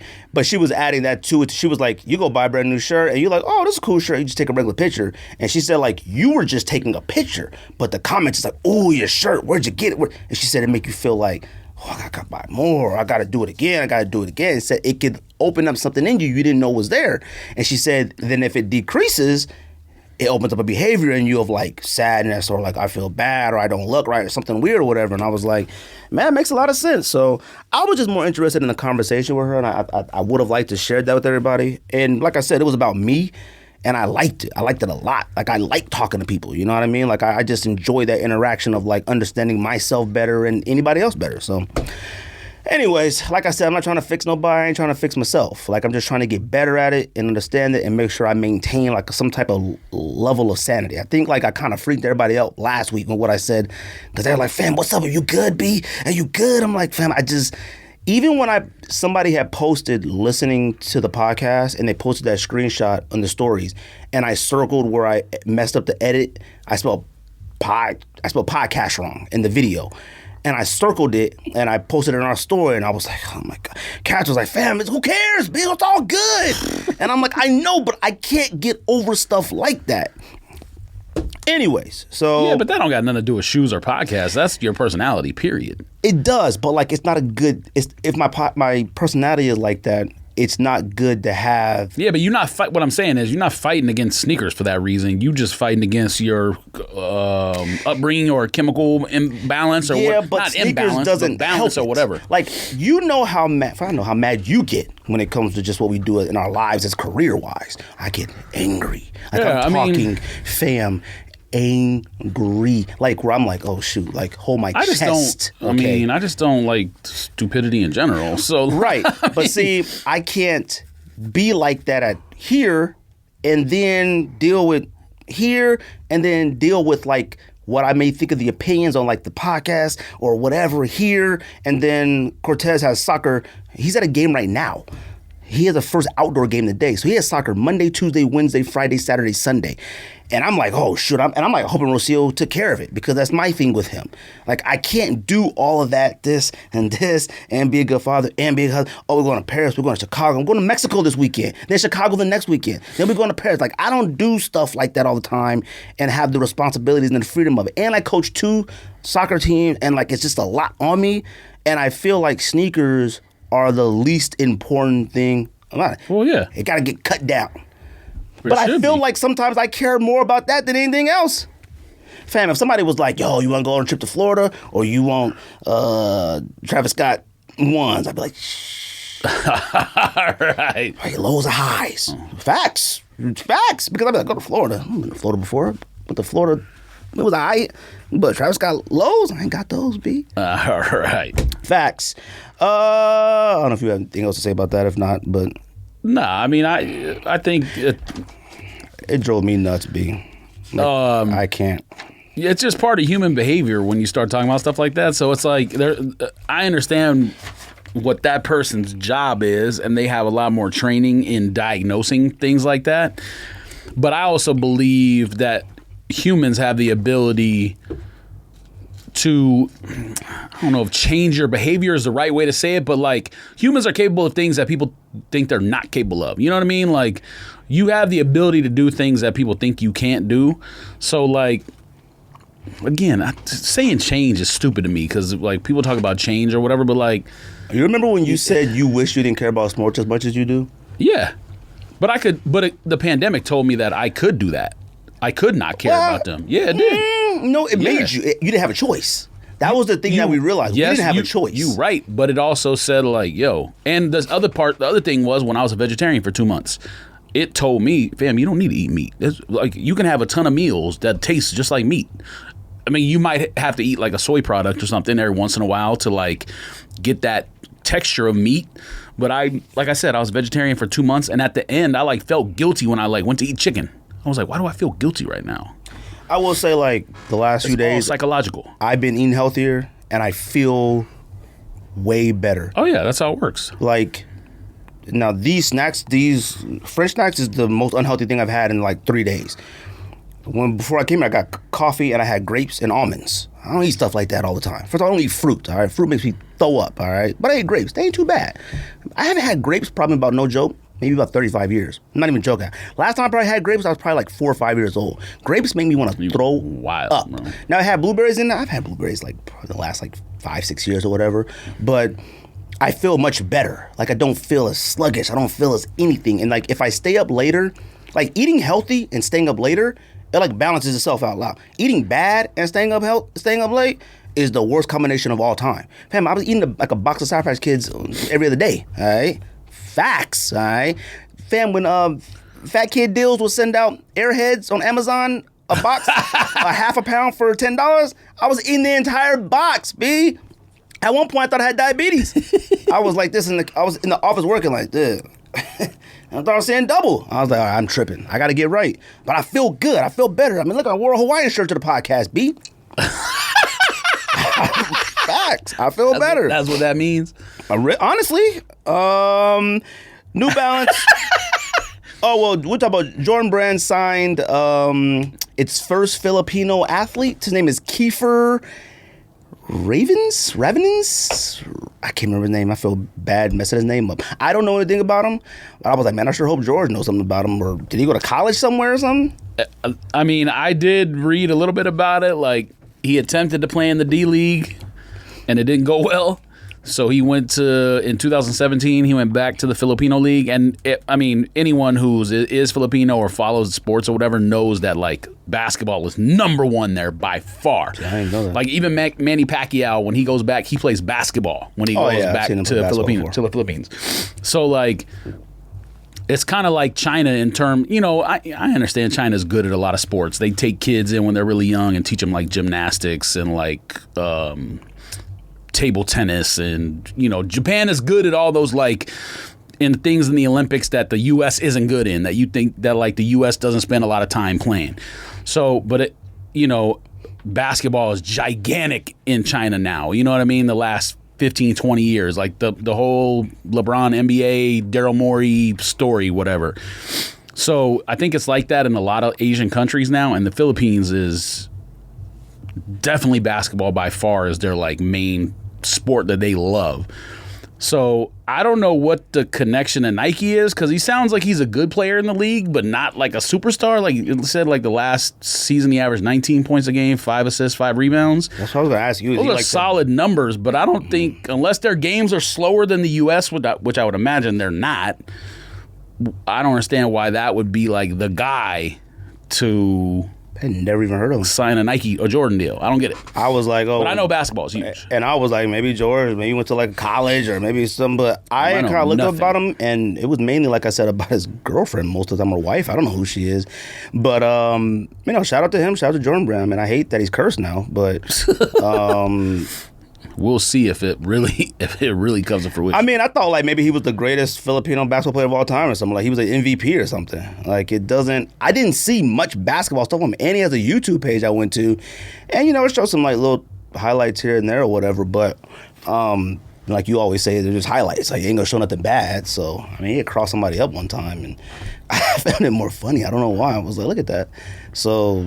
But it was something about the defender. Like I cannot stand watching overseas basketball like that because I hate their jerseys. I can't stand looking at it. Yeah, they got a lot of it's not advertisements and stuff. Yeah, and soccer, I'm used to it, but soccer, the field is so gigantic and the camera is so rarely like zoomed in on a player.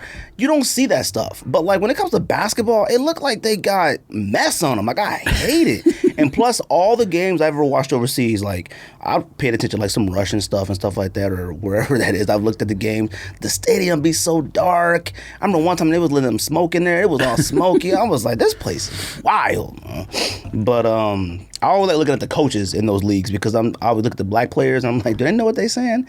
And it'd be like a person telling the black player what the coach is saying when he's speaking another language or whatever. But shout out to him, man. Yeah, I mean, I'm reading the story right now. It doesn't make it seem like there's any specific reason why he's the one they chose.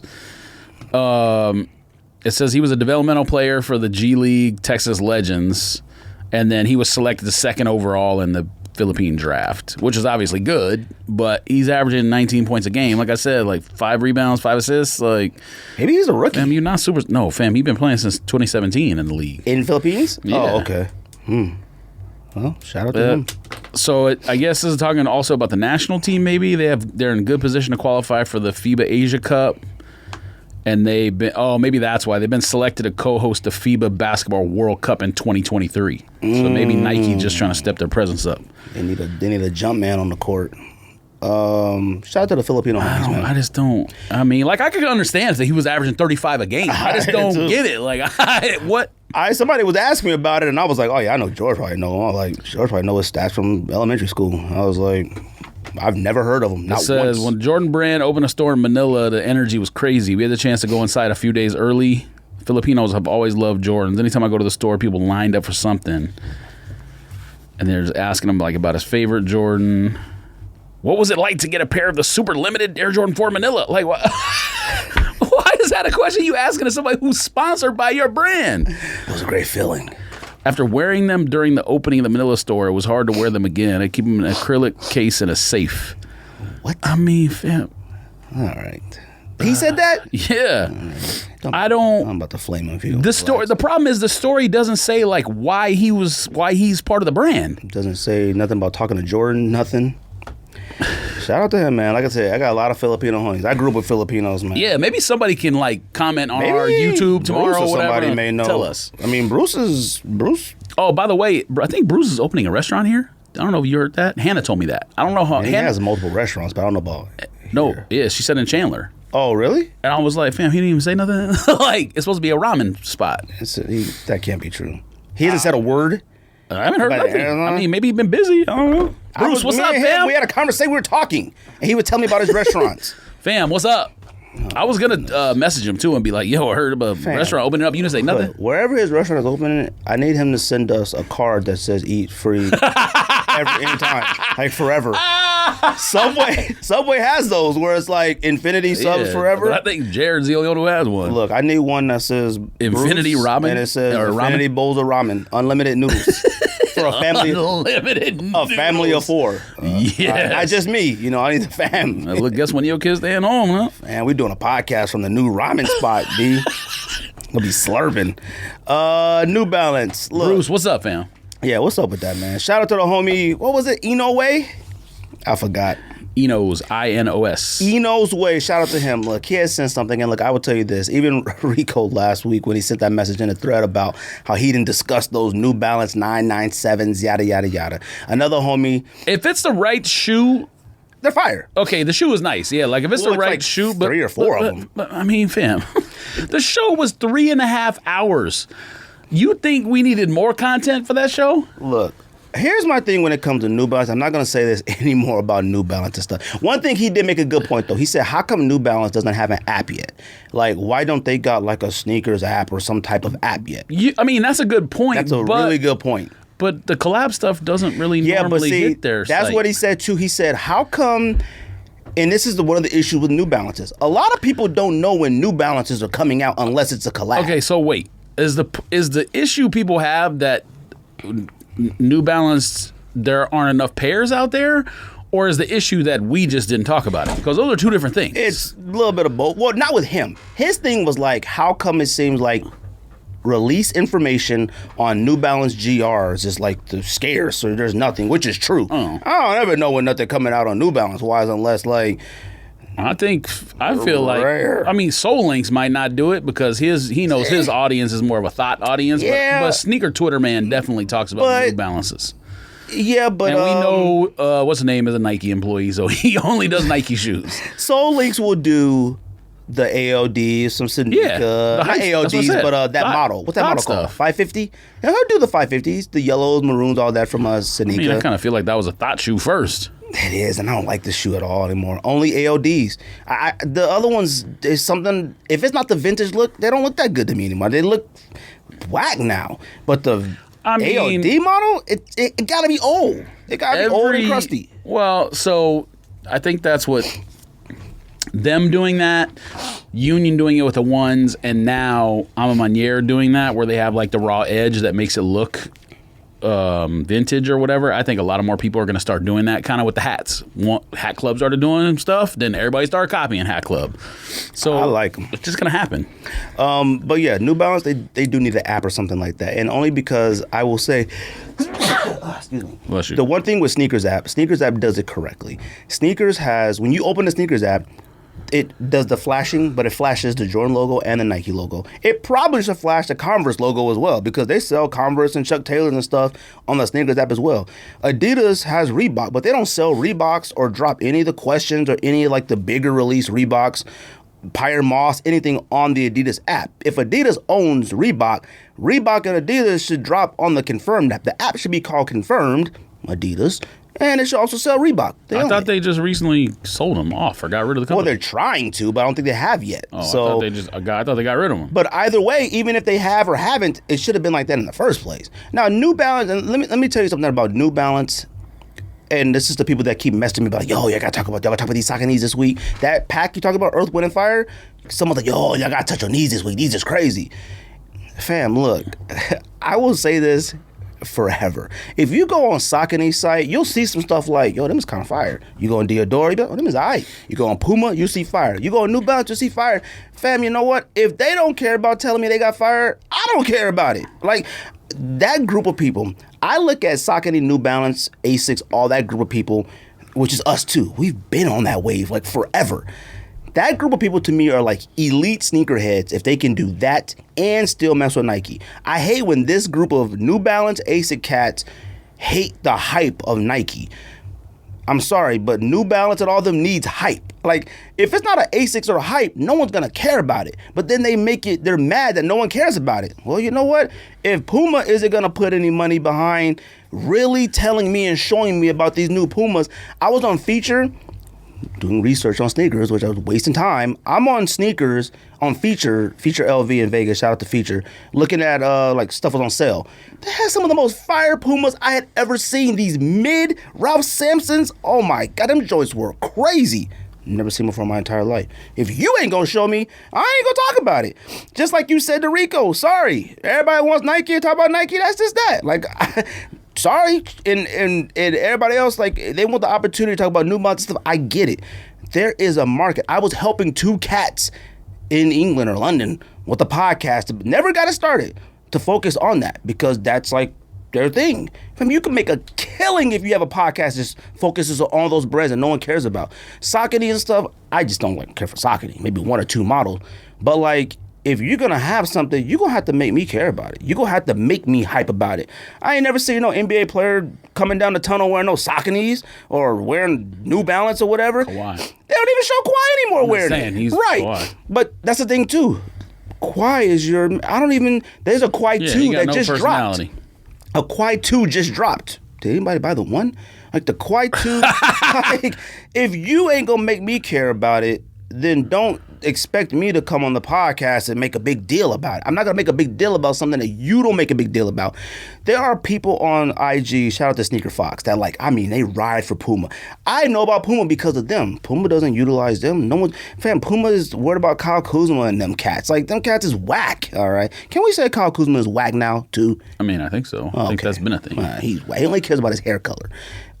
He needs to get traded somewhere. He needs out of LA. Not for basketball-wise, because actually, LA made him an even bigger thought. I don't know how much of a thought he was when he came out of college, but when he was in the summer league at UNLV, they always Ingram left and got better. Got better, but then it got stuck with a whack coach. Yeah, that team should be in the playoffs. I mean, Zion and Ingram is enough. I don't understand that team. Like, I don't understand it. Like, they got Ball, Ingram, and Zion. That's enough. But I mean, Ball doesn't move the needle for me, really. But yeah, he doesn't move it for me either. But like I told you, I mean, he's a competent NBA player, so I understand what you're saying. I didn't follow Ball that much in college, but like I told you, I went back and watched highlights. A lot of his best stuff was running. They don't run it. All they play a half court offense. Like he still thinks he got Dwight Howard. in Orlando, Stan Van Gundy. He doesn't. Now you got Zion, which is, he plays like Dwight Howard, but because he leading the league in like 85% shooting in the paint, all his points in the paint or whatever, which is phenomenal basketball, especially how good he is and scores so many points. But it makes no sense for the team to be that whack. Like one night I watched them score 140, the next night I saw them lose by 40. And I was like, that shouldn't even be possible. But anyway, so like I was saying, look, if Puma, New Balance, ASIC, all them cats don't make noise about their own brands and make me feel good about it, it ain't gonna come on this podcast and be heralded. We know what we like and we up it and we talk about it. Sneaker of the year. When you gotta make a separate category for New Balance and stuff like that, non-Nike Jordan, that's how bad you are at your own marketing promotion. Like I said, Kawhi has a Kawhi 2 out now. I couldn't tell you what it looks like, but I saw it. Couldn't tell you what it looks like. Kawhi, I can't tell you if Kawhi got the latest New Balance jumpsuit on, hoodie, nothing. I couldn't tell you. To me, the greatest New Balance promoter is Sanika in Cleveland. They need to be a New Balance store. So, anyways, you could take that for what it is. That doesn't mean that they're whack. They just don't make me care enough about it. Only person that makes me care about all those brands is Ronnie Fieg. Period. And Concepts every once in a while.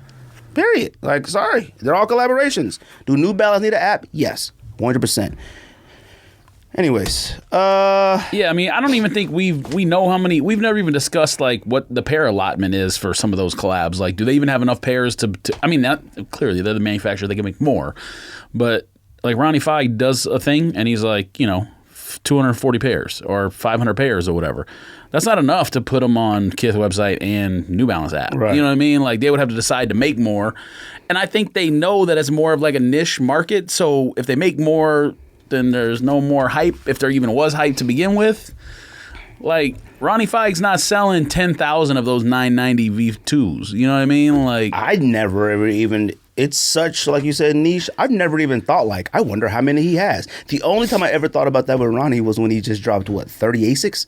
I was like, man, I wonder how many of those, because it's such a unique thing. But there couldn't have been many, because there's too many different colorways. You can't make 10,000 of 30 different pairs of those. But it's not going to sell. Nah, they probably gave him like 10,000 and then he broke that up. Or not even that. That's probably too many. 10,000 sounds like a lot.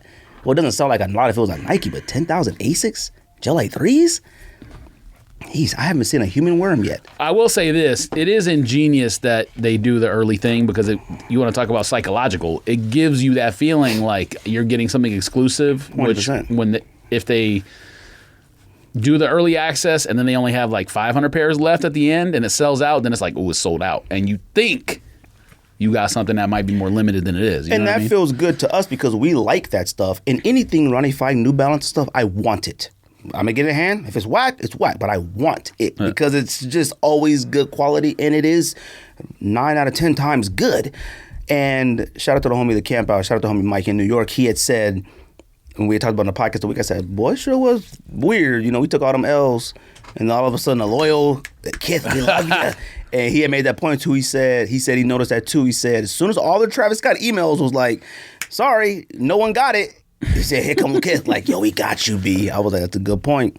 So, I don't know. Like I said, man, they got to make me care about it. I love the brands. I love all of those brands except Saucony. I just can't get into Saucony.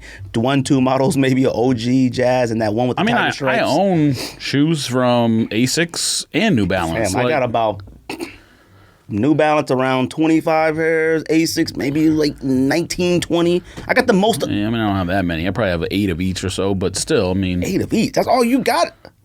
That's it? Probably. Fam, I got so many ASICs and New Balance, it's not even funny. Yeah, but you keep everything, so. Facts. A lot of it is whack too. And most of it is pink. I was like, I don't know how I ended up with the pink. New Balance got everybody on pink sneakers, to me. All right, that's when New Kanye. Balance and Ace. I think Kanye. Sneakers? Kanye did, yeah. We had pink accents on the sneakers, but pink sneakers, like I'm talking like suede, all pink New Balances and stuff. No, yeah, I'm saying like Kanye. A lot of people probably would give Cam credit too, but I'm not going to go there because he was trying to prove a point. Like he still will shoot you and wear pink. Like it wasn't like. But you right about Kanye wearing pink. Yeah. I don't know about pink shoes. Pastels in general, Kanye made. But that was something that I was thinking about today when I was coming here. I was like, you know what? There's the people that's just scared to criticize him for fashion purposes or whatever. Criticize who? Kanye. I think it might have been when.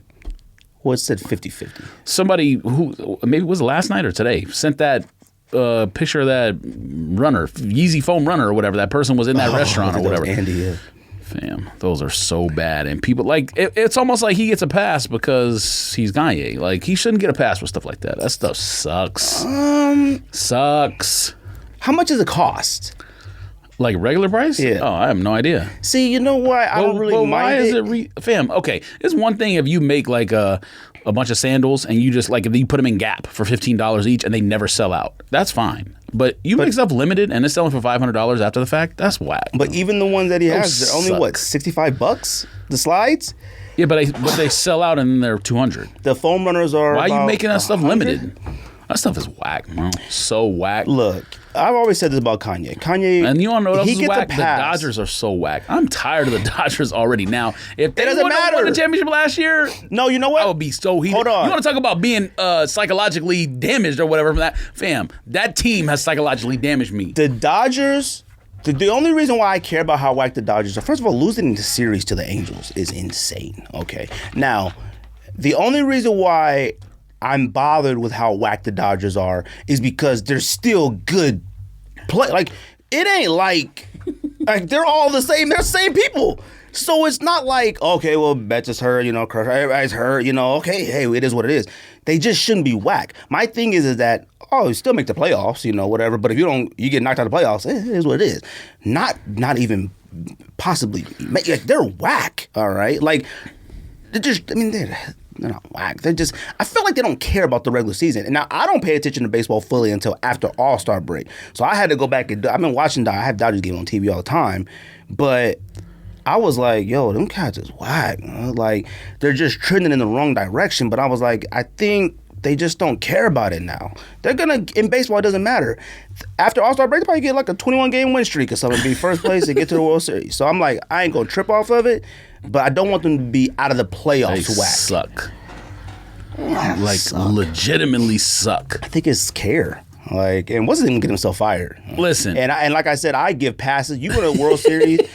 You always hated Luis Roberts. Dave Roberts. Dave Roberts. Luis Roberts is the cat I have all the cards of. I love him.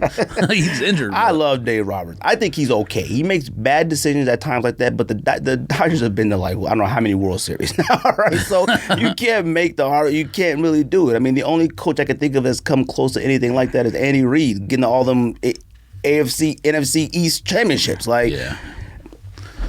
And he finally got one. So what are you going to do now? KC is Can't fire him. I was at Cortez's soccer practice, and this lady was like, we got to get rid of Dave Roberts. I was like, hey, we just won the thing. I was like, what are you talking about? She was talking about the Rocky series. It was the first series of the opening season or whatever.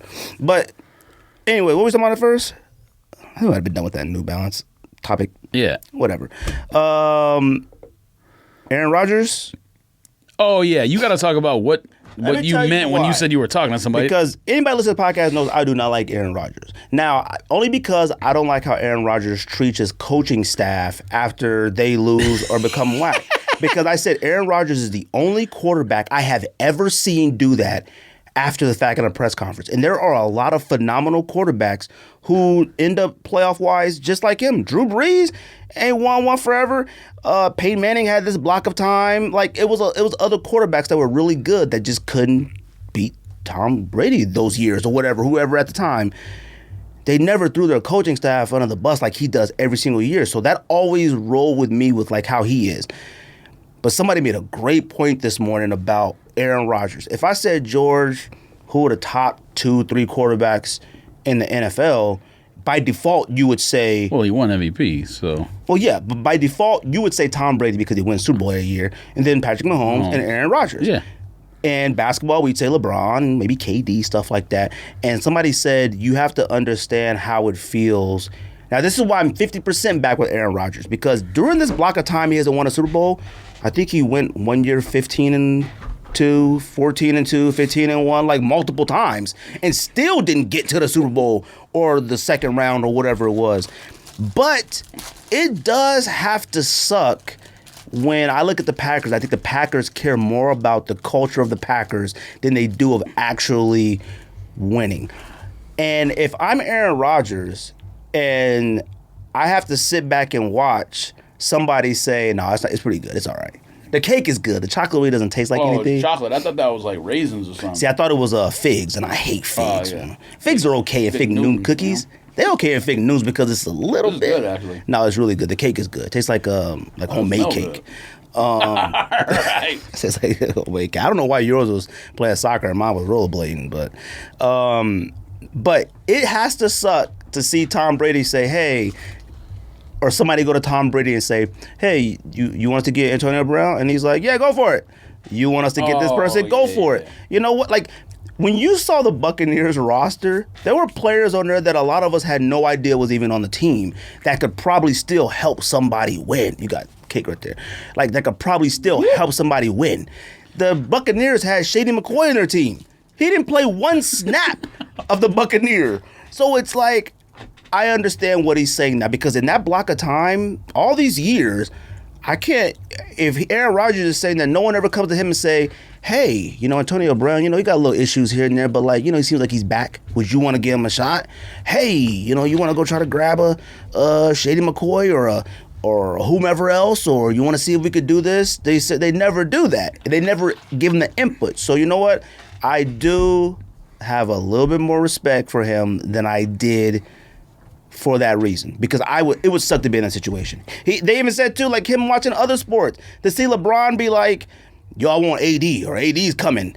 When AD was still on the Pelicans and it was the talks of Lakers, there was no doubt in any of our minds he was going to the Lakers. We didn't think like, maybe the Heat. None of us. There is no other sport like that. Soccer, basketball, hockey, baseball, anything. There's no other sport like that besides basketball where it's like, James Harden wants to go to the Nets. He goes to the Nets. Kyrie, I'm going to the Nets. Like, I'm going. It's not an option. In football, it's a little bit different, but he said, they were talking about Stephon Diggs. They didn't do anything for stuff like that, and I was like, that makes a lot more sense. And I get it now. And I was like, I'd be frustrated too, and I wouldn't want to be there. They also made a good point too. They said the grudges that Aaron Rodgers holds against his family, he's not playing for the Broncos anymore. They're like, if you can hold a grudge like that against your actual blood family, you ain't coming back to the Broncos. So you say Broncos? I mean, Packers or whatever. Oh. They were like, if he's mad at the Packers, he ain't coming back. I mean, I think this argument's been said a million times, and I just, I don't know how there's a way around it or how anyone could, I saw on draft night where they were like, oh, you think Packers haven't drafted anyone for Aaron Rodgers? They're trying to make the defense better so they can win. I mean, fam, I'm not saying that you're not making a good argument when you say you're trying to make the team better by picking a different position. But if you go 10 years without picking another skill player in the first round, and when you do pick one, it's your backup, your replacement, yeah, he has a legitimate gripe for that. I mean, look at every other team. I mean, I don't think they've picked someone in the first 3 rounds. Like they picked Devontae in round 2, I think, or whatever year it was. But outside of that, I don't think they picked anyone in the first 3 rounds in the last however many drafts who were offensive skill position besides his replacement. And at that, they picked a whack replacement. Like I said, I got Jordan Love rookie cards. I hope they skyrocket, but he is whack. And their GM or whoever it was even said the other day, he has a long way to go. Fam, he's been on the team a year already, and they saying he got a long way to go. Well, during the season, he wasn't even in uniform most of the time. Okay, we didn't have preseason last year, so rookie quarterbacks from last year didn't get the chance to Well, yeah, but the quarterback they had dressed, their second quarterback, we didn't even know who the heck that was. No, I'm just saying, he gets rookie quarterbacks from last year get one free pass or whatever because they didn't have preseason last year. But outside of that, fam, I watched him throw. He was throwing balls directly into the ground. I think you had said something like that. Like a 20-yard, 15-yard pass in the ground. Who did he play for? I keep want to say Utah. It wasn't Utah. Utah State. Oh, okay. That's right. So I was like, I get it. But the Packers are in a weird situation because you're going to have to, if you're going to let Jordan Love play, you're going to want to get Jordan Love weapons. So you can't trade Aaron Rodgers to a team for their weapons because Aaron Rodgers is going to need those weapons for that team, which means you're going to end up giving a lot of draft picks. Now, all I keep hearing is Tua, Mayfield, which I can't tell if that's. You're saying be traded for a quarterback, right? Because you're gonna have to trade him for a quarterback and get draft picks. You can't. Well, no one's can't gonna trade him for two. Why would you trade him for Tua though? I mean, then you have Love and Tua, and you just figure out which one's better. That's kind of goofy. You think Tua's better? Oh, well, he is, but okay. I think it depends on like what they have to offer outside of just a straight up quarterback. But they were just talking about Mayfield for Rodgers and 2 first round draft picks, like crazy yesterday. I would imagine Aaron would not show up to Cleveland. You don't think so? I mean, they got a stacked team.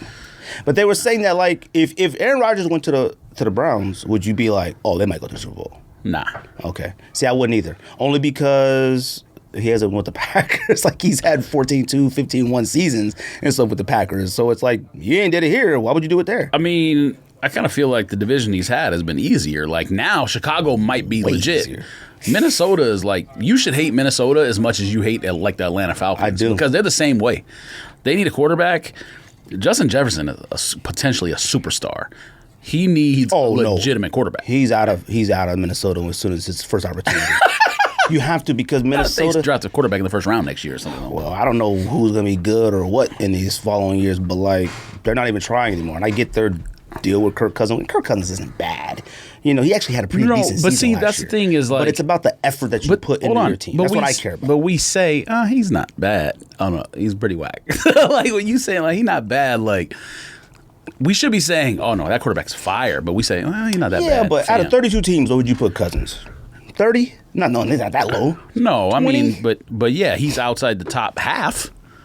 That division, first of all, the Bears, look, I know they got homeboy from Ohio State, but there is only, besides. They're going to be fired to me. Maybe not this year when he's a rookie, but they're going to be fired. Fam, they're the most wackest quarterbacks. History is the Bears and Ohio State. All right, you've not whack college quarterbacks, right? Like you mean coming to the put NFL. Forth the effort of we're getting a quarterback now. Awesome Bears, but then you went and got the quarterback from the school who doesn't produce quarterbacks from the NFL. So it's like, well, we're gonna see what happens.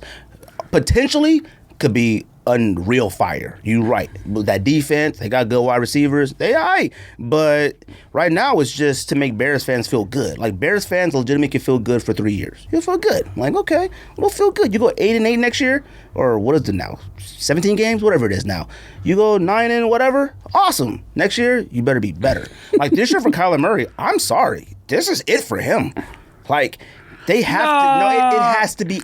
I think he's shown that already that he's good. I don't know about that, man.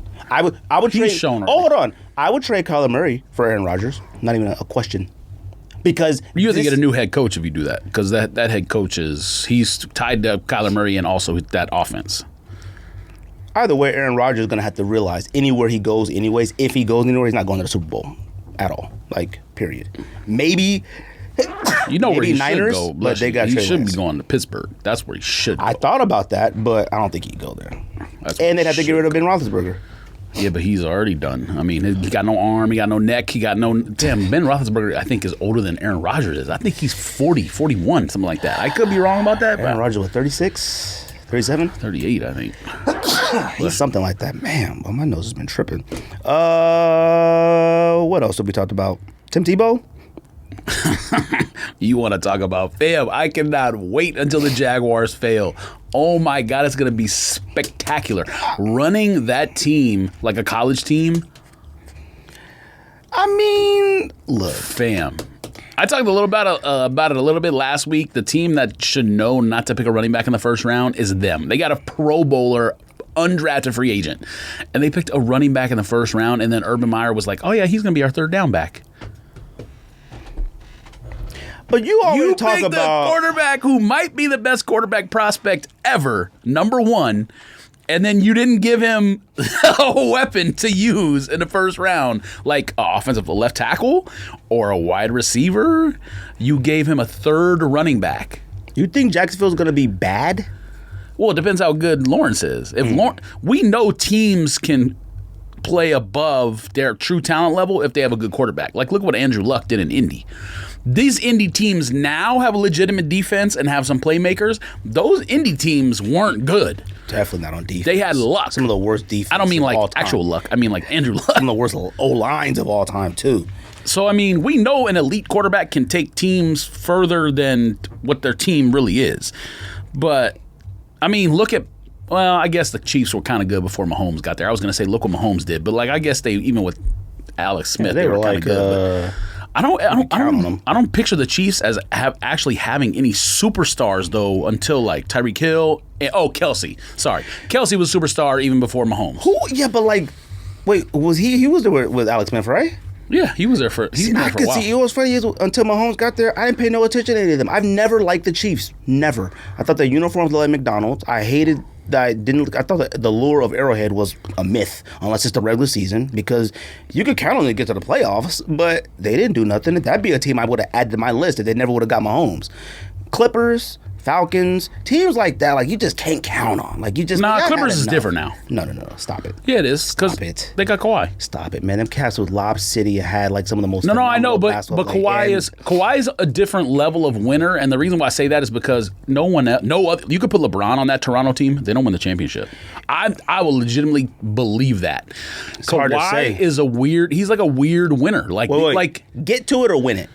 Would the Raptors get to it? Well, I mean, they won the championship. No, with LeBron, would the Raptors get because to he gets to the finals every year. Okay. But they wouldn't have won the championship. I'm convinced of that because Kawhi is weird. That's why last year when they lost, the Clippers lost in the playoffs last year, that's why, like, to me, I was dumbfounded. But that was like one of the worst Clippers playoff fails or the worst sports playoff fails in history. It was. But they didn't even lose to the Lakers, fam. They lost to the round before the Lakers. They lost to the Nuggets, and they were up 3. Now, the reason why I wasn't dumbfounded was because it was the Clippers. Like, you can't... Nah, but see, I look at it different if you get that specific player. Like, you talking about Atlanta, they haven't gotten that player yet. It's still Matt Ryan who's there, so I get it. They pick another team. Houston...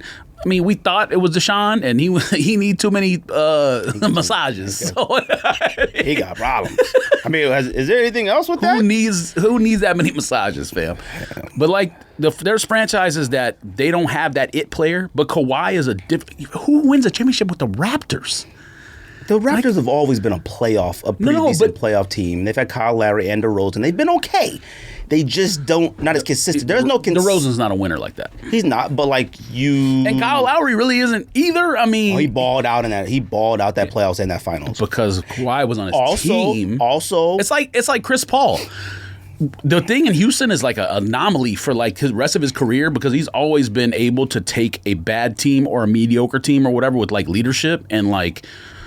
That's why the Houston thing was weird to me. I liked Chris Paul before Houston, and then I was like bothered by how he acted there, and so I hated him. And now that once he went to OKC, I was like, oh yeah, I like Chris Paul again. It's weird. There are certain guys that's like that. Chris Paul is definitely like that, but I think it has to do with the secondary player. Harden is probably too polar. Well, I mean, the Nets have the best record in the East, or they're like or second, two or third, top 3, whatever. But they're doing whack too. I mean, everyone's been out. I mean, the Knicks, I think, might potentially could pass them. Like the Knicks, if they win the night against the Lakers, they lock up that 4th spot. Well, it might be over already. Because earlier on Twitter when we started the show, they were talking about. Look, man, when it comes to the Clippers will be the Clippers. You have to prove somebody wrong until then. I don't care who they have or whatever. Now, when you combine a Kawhi with the Paul George comes with his own stigma of like not winning, and then Kawhi comes with one of winning. Something's gonna have to happen at some point there. Kawhi is a weird anomaly of everything. If the Clippers don't get to the championship this year, didn't Kawhi beat LeBron twice? Better than last year. Or did he leave the second time? He beat the Spurs LeBron. Beat him twice, right? The Spurs beat the Heat in the first year that LeBron was there for the championship. Oh no, the Mavs.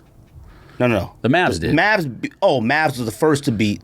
They beat the. Oh, when sorry. He was at the Heat. Spurs beat the Cavs. Beat LeBron Cavs for the championship. Yeah, they swept them, and they beat the Heat one time too.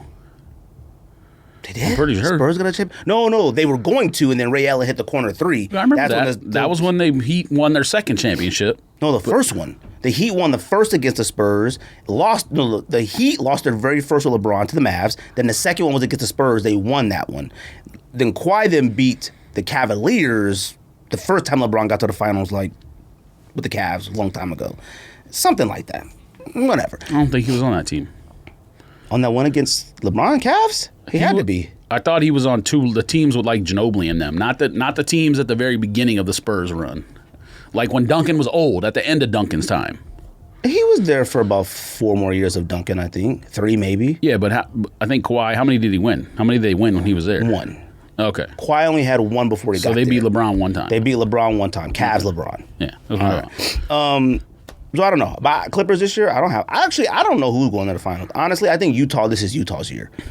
I would have said that a while back, but they're whack now. I mean, no, they got injuries, winning pretty good. Like, Mitchell was out, but they're still winning. Jordan Clarkson is balling. Yeah, he had 40-something yesterday. So, like, they still have an opportunity depending on what Mitchell does. And Jordan Mitchell Clarkson is like, I mean, that's another example for Kuzma needs to leave because Jordan Clarkson was like that in L.A. too. Like, he's just a spin head. Has no idea what he's doing. Just head on, just like this. Hey, man, he be balling. But Kuzma. I couldn't tell you who won the championship. In the East, my sleeper team is the Hawks still. And they're going to play the Knicks in the first round, most likely, 4-5. I wouldn't be shocked if the Hawks got to the Eastern Conference Finals. I don't think anybody in the East is that good. Bucks, I don't trust the Bucks. I mean, the Bucks are the Bucks. Shout out to everybody who's like, yo, y'all treat Milwaukee bad, fam. It's not even Milwaukee. It's Wisconsin, because I know Milwaukee. Milwaukee got some streets out there. All right. Wisconsin, look, like I said, it's based off what we see on TV. Farms, cheese being made, camouflage vests, and... Oh, yeah. I know you're talking about Marco on Twitter. What else we got there? DK Metcalf. That was fire to me. That was tight. I was excited. That was tight. So I talked about it on not my Sneak Disc Twitter account, but my other Twitter account. I mean, if he trains as a runner and is in like runner shape instead of football shape, he's a sub 10 100 meter guy. He has to be. Yeah. Katz was like, including Willis, was like, yo, he trashed dead last. I was like, dead last in sprinting by milliseconds. It doesn't mean nothing. I was like, DK Metcalf is living the dream to be like, you know what, I think I could do that and go out there and yeah, I doubt there was much training. He ran track in high school, I think. I'm sure he did when he was younger, but he's that size because he plays football. Fam, he looked like he was running with his kids. Like, I was like, yo, you see him run? I was like, he looks like he's running with children. Like, oh, I could run. Come on, kids. Like, and he was out there blazing. And I said, and you could just tell his technique too. Like, he lifted his head too quick. He didn't he was just big. And plus, somebody had made the point about running routes. They were like, you can't run like a sprint when you run routes. He has to look when he's running routes because he can get himself lit up if he doesn't know where he's going and run a route. Now, some do put the head, whatever, but I mean, like I said, man, you live in the dream if like you can be I want to try out for the Olympics and you get on there and listen, he's not a sprinter in terms of technique and or size. I mean, if he Noah Lyles, okay, we had Bolt. Bolt was 6'5", but Bolt didn't weigh 240 pounds or whatever DK weighs. Noah Lyles is one of the taller sprinters that the U.S. has. A lot of the other guys, Mike Rodgers is tiny, Trayvon Bromwell's tiny, Christian Coleman's tiny. Yeah, he's small. Those guys go to the NFL and get destroyed. So it's like Lyles is the type of guy who could be, that's what you should look at when you look at DK. No, he's not 6'5", but he's probably 5'11" or something like that, 6 foot. So yeah, football height. But look at Lyles' shape. Like, fam, he probably weighs 160 pounds or something like that. Like they don't get. Nobody should be embarrassed or would think DK got smoked or whatever. He probably had zero training and he walked off the street and ran a 10-3. I mean, that's why I was like, man, you live in the life, man. If you be like, you know what, let me go do that. I run fast. Give me a shot, and you still run a 10. Like that's I think he would amazing. Be a sub 10 second. They're lean muscle, and he's muscle. Like. And it's amazing in the NFL because of how big he is and what he can do. That's what makes it amazing with him. It's not you know what I mean? Like, I expect the little cats to run fast. Like, you see this big giant dude, that's what makes him phenomenal in the NFL. Like, God dang, he's that big and runs that fast? Yeah, I think Mahomes had tagged Tyreek Hill to go do it next or something. Like, and he ran track and field in college. Yeah, like, even Tyreek, I think people would, I guess I saw something on Twitter where people thought DK would be like sub 10 seconds. Like, fam, not off the street. Like, come on. But the same thing would happen if Tyreek ran. I think people, like casual fans, stupid fans, or whatever you want to call them, would assume like, oh yeah, fam, he's going to run like 9.9. No, he's not. Nah. He's not going to be close. Now, if he trained and that was his thing, yeah, he'd probably be just as fast as Christian Coleman. And Christian Coleman's like a 9.6, 9.7 guy. I'd probably be more interested in seeing that than DK. Like, I think Coleman ran 9.69 as his fastest or something like that. So, I mean, it wouldn't surprise me, but like, you don't just walk up the street and do that. I mean, anyone making fun of him is missing the point. I was like, man, boy, DK, boy, that was And tight. that's one of the things I can't wait for is like the Olympics. I follow track and field not just during the Olympics. I follow it all 4 years, like year round. So like the U.S. in terms of men's and women's maybe has never been in better shape. Now, I think Christian Coleman is suspended, so I don't know if he can actually compete this year for the Olympics. I think he got a doping suspension. But the U.S. still has, like, ironically, I was watching track videos today, and it was because of watching DK yesterday, just like watching the top guys. So two of the best sprinters in the U.S. right now are like 20-year-old college kids. One goes to LSU, and then the other one is the white kid from Texas who like broke the national high school record in the 100 last year when he was, 2 years ago, before pandemic. Right. And now he's at Georgia. He's a sophomore, and he ran like the 8th. Him and the LSU kid ran like the 8th and 9th fastest indoor 200s of all time this year, and who knows if they're even in shape. So there's nothing better than an Olympic year. Like I'm not glad that we had the pandemic, but I'm glad that we have the Olympic. That like they didn't cancel the Olympics. Right. That it's actually going to happen. No, I'm excited for it. I can't wait. I love swimming and track and field. Track and field, swimming, gymnastics. I watch all of that. I watch all of it. I can't wait. I think that might be it. I don't have anything else sports wise. I feel like we talked about everything. I feel like boxing is trash now. Not trash. Not trash. That Floyd Mayweather stuff. I mean, oh yeah, it just was funny because he reacted like a little kid. He took his hat and he had nowhere to go. He was like surrounded. Like, what'd you take his hat for? But they did what they were trying. I mean, they were trying to promote it. That's exactly what they did. Come on, man. You gotta. I mean, I don't like feeling embarrassed with somebody else.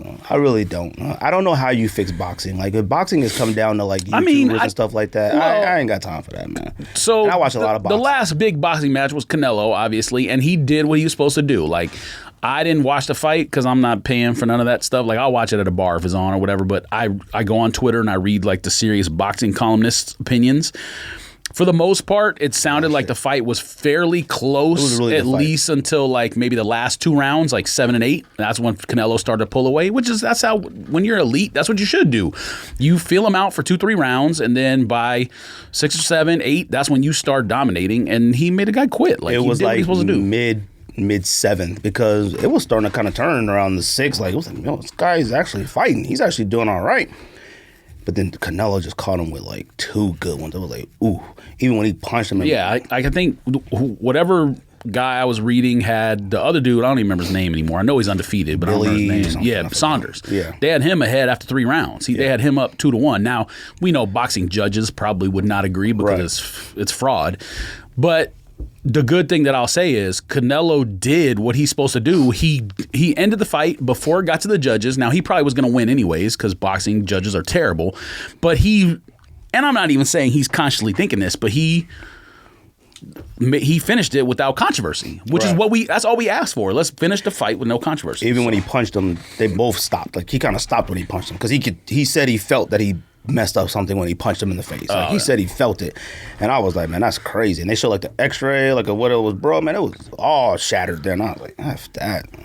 I mean, you know the headache you gotta have. Even if you don't break your face, like the headache you have to have after a boxing match is insane. I watched some highlights today of an Anthony Joshua fight that it didn't say what round it was, but the highlight was so long that it must have been at least 9-10 rounds. And the dude he was fighting was like, you know, they say like you're a game fighter if you can go a lot of rounds with like a big, but all you're doing is prolonging punishment. If you're going to get knocked out anyways, like in round 10, just get knocked out in the first or second round. That's how those dudes die, because it's not like MMA where you're getting hit with like a really thin glove and like you don't take a lot of facial or head punishment or whatever. Boxers get those like brain bleeds because you're getting punched with a softened mitt.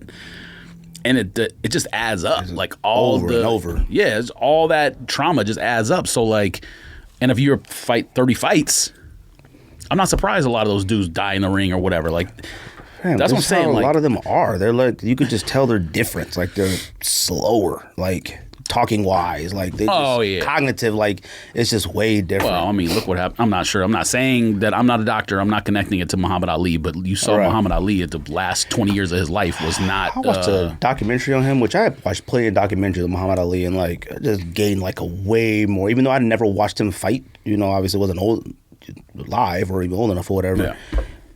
I was like, man, that cat was really a hero. Like that cat was the real deal. Oh yeah, I remember we saw him at a Cheesecake Factory out here. It was a different era. Like I mean, he almost was like kind of not forced, but you know what I mean. Like he was looked at as like like Michael Jordan could get away with saying like Republicans buy sneakers too in his era because there wasn't a lot of controversy. Whereas like in Ali's era, if he said that, people would have looked at it. It was like civil rights era. They'd been like, man, what? Fam, when we were in Cheesecake Factory, he was in there with his wife. I mean, you would have thought like we were looking at aliens. Like the place shut down. Oh yeah. Like it was just like I seen him in person one time. It wasn't even like because like I don't have that connection to him like boxing wise, but I have it through my dad. Like my dad would just Muhammad Ali. And it was just like everybody out of their seats like this. He was in the entryway, like came in to sit down and eat. And it was like a busy, maybe like a holiday, just a regular Sunday, just busy at a Cheesecake Factory. It was about, 15, 20 years ago. And it was just like, man, it was like looking at, and he was just, he was shaking, but it was like, he was like this, had his polo shirt on. That was one of the greatest things ever, man. Let's do top 10 Listen, get the heck out of here. All right. Shout out to the homie Josh Mill, 2323. He had made a suggestion on sports. He said top 10 sports individual performances, but I kind of freaked it a little bit because I looked at it too late. So we did top 10 sports moments we seen live. That could be in person or television. Do you have any honorable mentions? No, because I did a split, but basically what I did is I just did 5 in person and then 5 my favorite that I watched live. See, I don't have a lot of all my sports in person. Nothing great ever happened. Like I never saw anything that was just awesome. 2 of the ones that I saw live could be argued that they're like really consequential things. The rest of them is just like personal favorites. Oh, okay. For the most part. Most of mine are things that like I remember where I was and they were big moments in sports. Not necessarily like, mine are just sports in general. Not like, not a home run, not all of them, you know what I mean? Yeah. Honorable mentions I have, actually let me go. Honorable mentions I have Michael Johnson gold shoes, only because track and field was just like you said. Track and field is one of the major events of the Olympics. That's what everybody works for. The 100-yard dash, the relay, all that stuff. It's just such a big deal. And I remember that time and era was like we went back to school, everybody's talking about the gold shoes. And like it was just such a like big moment for Nike. It was such a big moment for track and field. It was really dope. And it was after the bombing too. So in Atlanta. So he whooped on everybody, smoked them. It was dope. Quiet Raptors. I thought that was a really big moment. One, because like you said, it was the Raptors. Like the jump shot going in the earlier round is like the iconic moment from that season or playoffs. And it probably would have been different if KD and or Clay are playing. But yeah, I mean, which is why with Kawhi you say like but he's different, but taking him there. KD and Clay out. Like who's even taking that team there? Kobe airballs. Watching that live. Oh, yeah. I remember being at home and I was like, I would beg my mom not to go with her because I wanted to watch the playoffs. Lakers in Utah. That was one of the biggest moments in sports history because one, I was so surprised that Shaq wasn't angry. Now he might have been, but he never showed it, didn't act like it on the court, and I couldn't believe this kid would not stop shooting. Well, yeah, so And everybody was Daryl Harris was the coach at the time, I think. I don't think it was Phil Jackson yet. But the only thing I remember is distinctly like people in LA, because this is when I was in high school. So people in LA debating the next day whether his career was already over. Yeah, facts. I specifically remember that. Because I remember I was like, oh, this kid's done. Like, because he was what, 19, 20? Sports talk radio and like even at school, everyone was debating like, is his career We thought it was over. I thought it was. I was like, oh my, like it wasn't 1. It was, what, 4?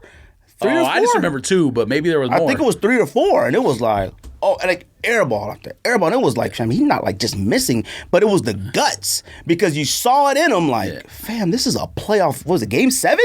Like it was an important game. Like they lost after that. Yeah, it was an elimination game, I'm pretty sure. That was crazy. Dez catch. Dez catch was it was one kind of personal, but two, it really kind of changed in football as well. Like you had to really follow through with the catch, and it was everything is like Dez caught it. Like anytime you get the ball, you had to follow through with it, catch it, hit the ground. You gotta catch it now. That one right there, everyone thought it was a catch. Now, didn't they? I don't even know. I think they changed it back now. If you caught it and the ball slips out of your hand while you're like getting up, it's not a incomplete anymore. That Cowboys game, that was a catch. The Megatron one was a catch. Like, against the Bears in the back of the end zone. Catches. Like it was such a pivotal moment, and the game was phenomenal. The Cowboys probably had never played a better game like that in probably the last however many years. Well, teams don't win in Lambeau in the playoffs. Lambeau, and it might have been snowing. A dome team. You got a dome team going in there. Romo balled out, and I remember everybody who I argue with that hate the Cowboys. They were like, "Fam, that was a catch." I was like, it was a catch. Other one, I got LeBron 3-1. I mean, it wasn't really super duper shocking. It was something that we ain't seen yet in the finals, but like. I just, like you said, Andy, it's just really hard to count against LeBron. It was like we knew he could do it. I never thought LeBron couldn't do it. The problem for me in remembrance of that one is just the iconic moment is like Steph Curry throwing the around the back pass out of bounds. So it's not a LeBron or I know Kyrie made the 3. Right. But what I remember most is the pass out of bounds because then the meme came out where he like threw the NBA championship trophy around his back out of bounds, and Clay standing in the corner like this, like, well, fam, what you doing? Huh? I forgot about that. So, like, that's the iconic moment for me and Kyrie's 3. And so that's why it wouldn't make a top 5 or 10 for me. But yeah, I know what you're talking about. They came back from 3-1 against the best team, maybe in NBA history. So it was like, that's a big moment. And plus, I was in New York at the time watching that. And that's why they got KD. So that didn't happen no more. And flu game. Only reason why it's not in my top, only because I remember where I was. I was at my friend Donnie's house. I watched a lot of basketball at my friend Donnie's house. And the only reason why the flu game isn't in my top is because it's been like sullied. Like it's been like broke down so many times over the years. Oh, it was food poisoning. It was pizza. He was drunk. But still, I mean, to me, it's like, who cares if it's flu or food poisoning? I've had food poisoning before. It feels just as bad. Damn, it feels worse, I think, than the flu. Like both times I felt like dying. So you got food poisoning, you probably duking all over yourself. When you got the flu, you might not. It depends. Either end. Like, all right. Facts. You got honorable mentions? Nah, I mean, I'll do my in-person top 5 first, and then we can do both, like, top 5, whatever, just watching. Cool. Go for it. Cool. All right, top 5 in person. And like I said, 5 and 6 is a slash because it was hard to determine which one was better. But number 5 is a slash between... Wait, how many did you make? I made 2 lists. 1 through 5, and the other one 1 through 5. So it's 10 total things. Oh, okay. All right. So number 5 is a slash. And these are watch. Yeah, this is when I was at the game. Okay. These are at the game things. So Hannah and I went to Arizona, Washington, 2011, when they were competing for like number 1 in the conference. I think Washington had already smashed them in the game in Seattle. And it was a 1-point game, 2 seconds left, something like that. And we're literally sitting right in front of, like, on the baseline. Not in the baseline seats, but if you take the baseline and draw a line up to, like, the first couple rows, we're, like, right there. And the block happened right in front of us. So Derek Williams helped, weak side help off his man, when like 0.2 seconds on the clock, blocked a shot, controversy, is it goaltending, is it whatever. Fam, the most nuts I've ever seen in an arena of like, tied with this other moment, but like the most nuts I've ever been in a stadium, like in a basketball arena before, like a home team arena, you know what I mean? Right. And then tied with the other time, the very next season, Florida was like number 1 or number 2, and it was when they had those good Florida teams. Not the ones with Joakim Noah that won the championship, but the ones when like, they had what's his name? White dude, not Jason Williams, but not those teams either. This was 2012, so Arizona had Mark Lyons, Nick Johnson, Solomon Hill, that team, and I think Derek Williams had already left to go be the second pick in the draft. But who was on that team? Oh, Kenny Boynton was the point guard for Florida. Patrick something was their big guy. I can't remember. But they were like number 2 in the country or something like that. And they in the first half, they were smashing Arizona. They might have been up by like 15 at one point. And Arizona had a furious comeback at the end. Florida turned the ball over. Arizona cut it to 2 with 20 seconds left. They fouled. Dude was a 90% free throw shooter and missed the front end of a 1-and-1. Arizona got the rebound, and Mark Lyons called for the screen and went around the screen and made like kind of like a floater from the side. And there still was like 6 seconds left on the clock, and Arizona was up 1, and Florida went down. They didn't even get a shot off. They like dribble, fumble the ball, and just to see like a Billy Donovan this wasn't team. a tournament game, was it? No, this was like okay. Not preseason, but like early in the season before conference. This was in Tucson. And just to see, and Arizona was ranked, so I'm not trying to make it seem like it was like a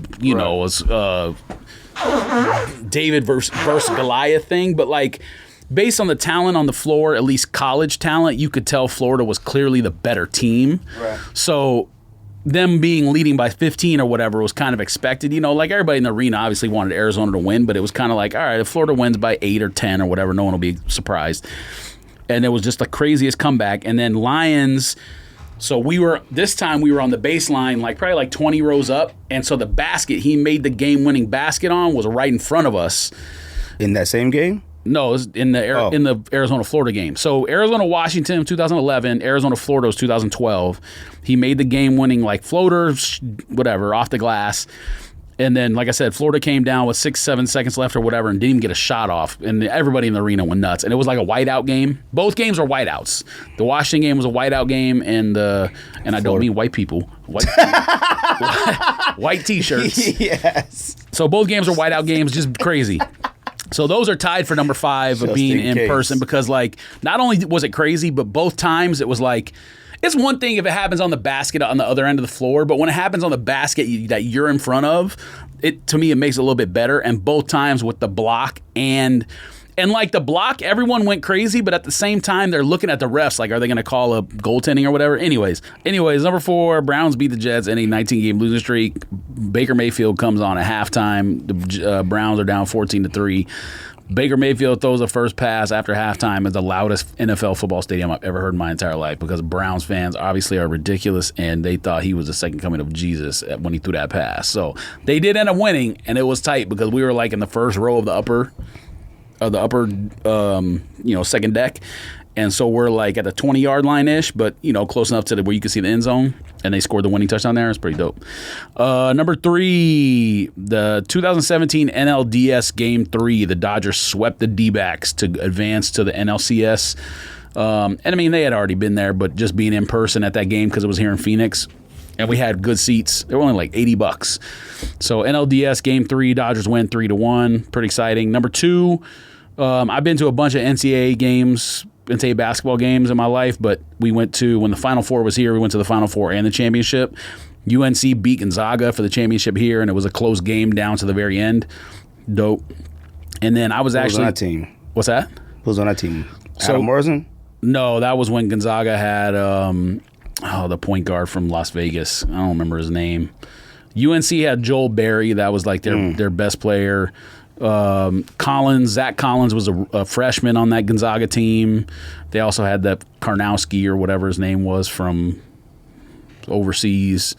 I don't even remember that team. Niles Williams-Goss was the Gonzaga. He transferred from Washington to Gonzaga, and that was their point guard. I don't remember all of who UNC had, but I know Joel Berry was their point guard and their leading scorer. Probably a bunch of dudes who didn't make the NBA. And then number 1, I was actually in there in person when Barry Bonds stole his 500th base, and he's the only man in MLB history to have 500 home runs and 500 stolen bases against the Dodgers and the Giants 1-1. So that sucked, but it's pretty cool. Iconic game. Wait, what year was that? 2003 in San Francisco. I was going to say 2001, 2003. All right.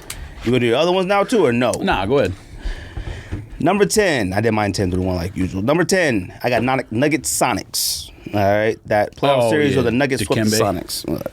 That was just a great series, one, because like I lived in Oregon at the time, and I was a huge LaFonso Ellis fan. Like I just always had been. Like even when he was at Notre Dame, I didn't care for Notre Dame, but like I just love LaFonso Ellis. Just got hurt too much. It's a weird fandom. I used to love him. I had his jersey and everything. I stole that out of my garage. But I was also a huge Sean Kemp, Gary Payton fan as well. I mean, obviously living up in the Northeast or whatever.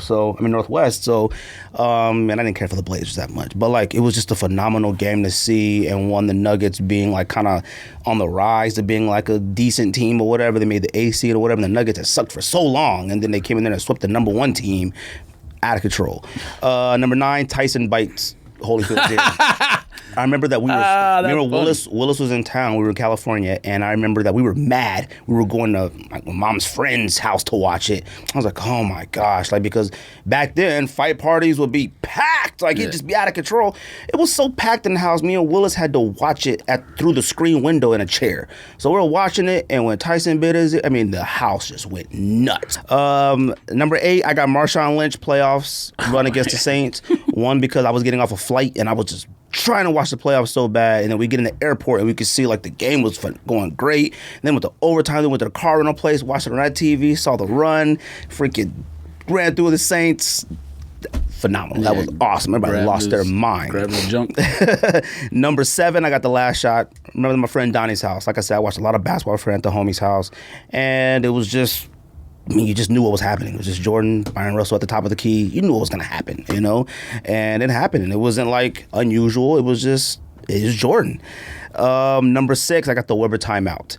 That Weber timeout, one, because I remember when I was watching it with my dad, we didn't know that. I guess we just didn't know that rule. I didn't know that rule. You didn't have no more timeouts. You call timeout, you get a technical. We didn't know, but my dad was going crazy. Couldn't believe it. It was like, what the heck? Like losing it. And then when we found the rule, that was my first time like seeing everybody like go nuts around me, and I really didn't know too much was going on. I just wanted to watch it should have Michigan been travel anyway. But yeah. Right, he did get caught up in that corner and was sliding his feet, but Number 5, I got the Dream Team. One, because I remember watching it with my dad growing up, and I remember I didn't know other countries played basketball at that time. I had no idea, and it was such a big moment in basketball because you saw all your players you watched individually on their teams on one team, and that was the first time professional players got to play in there. And I remember the times were weird. It would show it was in Barcelona. Yeah, so it would show just the first quarter or the first half or something like that. You mean they would show it was crazy. But I just remember how great that was and how big it was, and how such a big deal it was. And I had never knew other people play basketball. I thought it was just us, Number 4, I got Tyson being knocked out by Buster Douglas. I remember where I was then too, because all the conversation was man, Tyson gonna knock him out. Which round Tyson gonna knock him out? And then Tyson got knocked around in the 10th, and it was how Tyson got knocked out and how he got up and looked. He just goes couldn't pick his mouthpiece up, and once the ref counted it, hugged him. I remember that. Number 3, McGuire Sosa home run, because I remember we were playing basketball and we had summer league, and we were playing this Jewish community in California, the Bay Area, and it was a super duper nice Jewish basketball facility. And they had the state of the art, everything in their TVs, everything. But we would play our games, and as soon as halftime was up, we all ran to the hallway just to watch the TVs to watch, because Sosa or McGuire was playing that day. We didn't have to talk with the coach what to change up at halftime. We weren't doing nothing. Everybody in the stadium was in the lobby watching all the TVs at the top to watch a home run to see if Sosa, McGuire, same day games, split screen, That was such a great time in baseball. Number 2, the Malice in the Palace. When Ron Artest ran up there, I remember I was mad because I had to drive separately to Native New Yorker to meet up with Rocio and somebody, or I don't know who it was. I think it was Rocio at the time. And I think we were married. Yeah, maybe. I don't remember. But I remember we were Native New Yorker, and I was the only one watching the TV because it was Pistons Pacers. And I remember everyone's eating dinner, and then when they started fighting, I jumped up out of the chair in the restaurant yo, they fighting! Everybody in the restaurant went. And everybody ran to the TV and was watching it, and it was just the most amazing thing we'd ever seen. They were squaring up with fans. It was a real thing, and it was one of those things that you always wonder why it never happened, but until you actually see it happen, and was nuts. If I see it happen now, I don't think I'd be shocked. It's happened a couple times in college basketball last year. I think Kentucky players that did it, but I wouldn't be shocked. It'd be more funny now. You know what I mean? And number one, Colin Kaepernick taking a knee.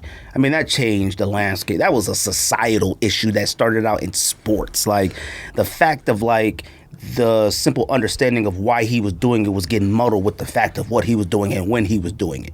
Like, if he would have chose to take a knee any other time besides the national anthem, it probably wouldn't have made a deal. Like, who knows? I don't know another time he could have did it where it would have made a statement, but he lost his job, like, never came back. Like, that thing was monumental in society. Like, it's crazy. He's still a monument to, like, change, like, in this modern day area. Like, he's gonna go down as a actual hero to me. Like, I mean, he's got to go in the history books. You know what I mean? So that's my top 10 sports moments I've seen live.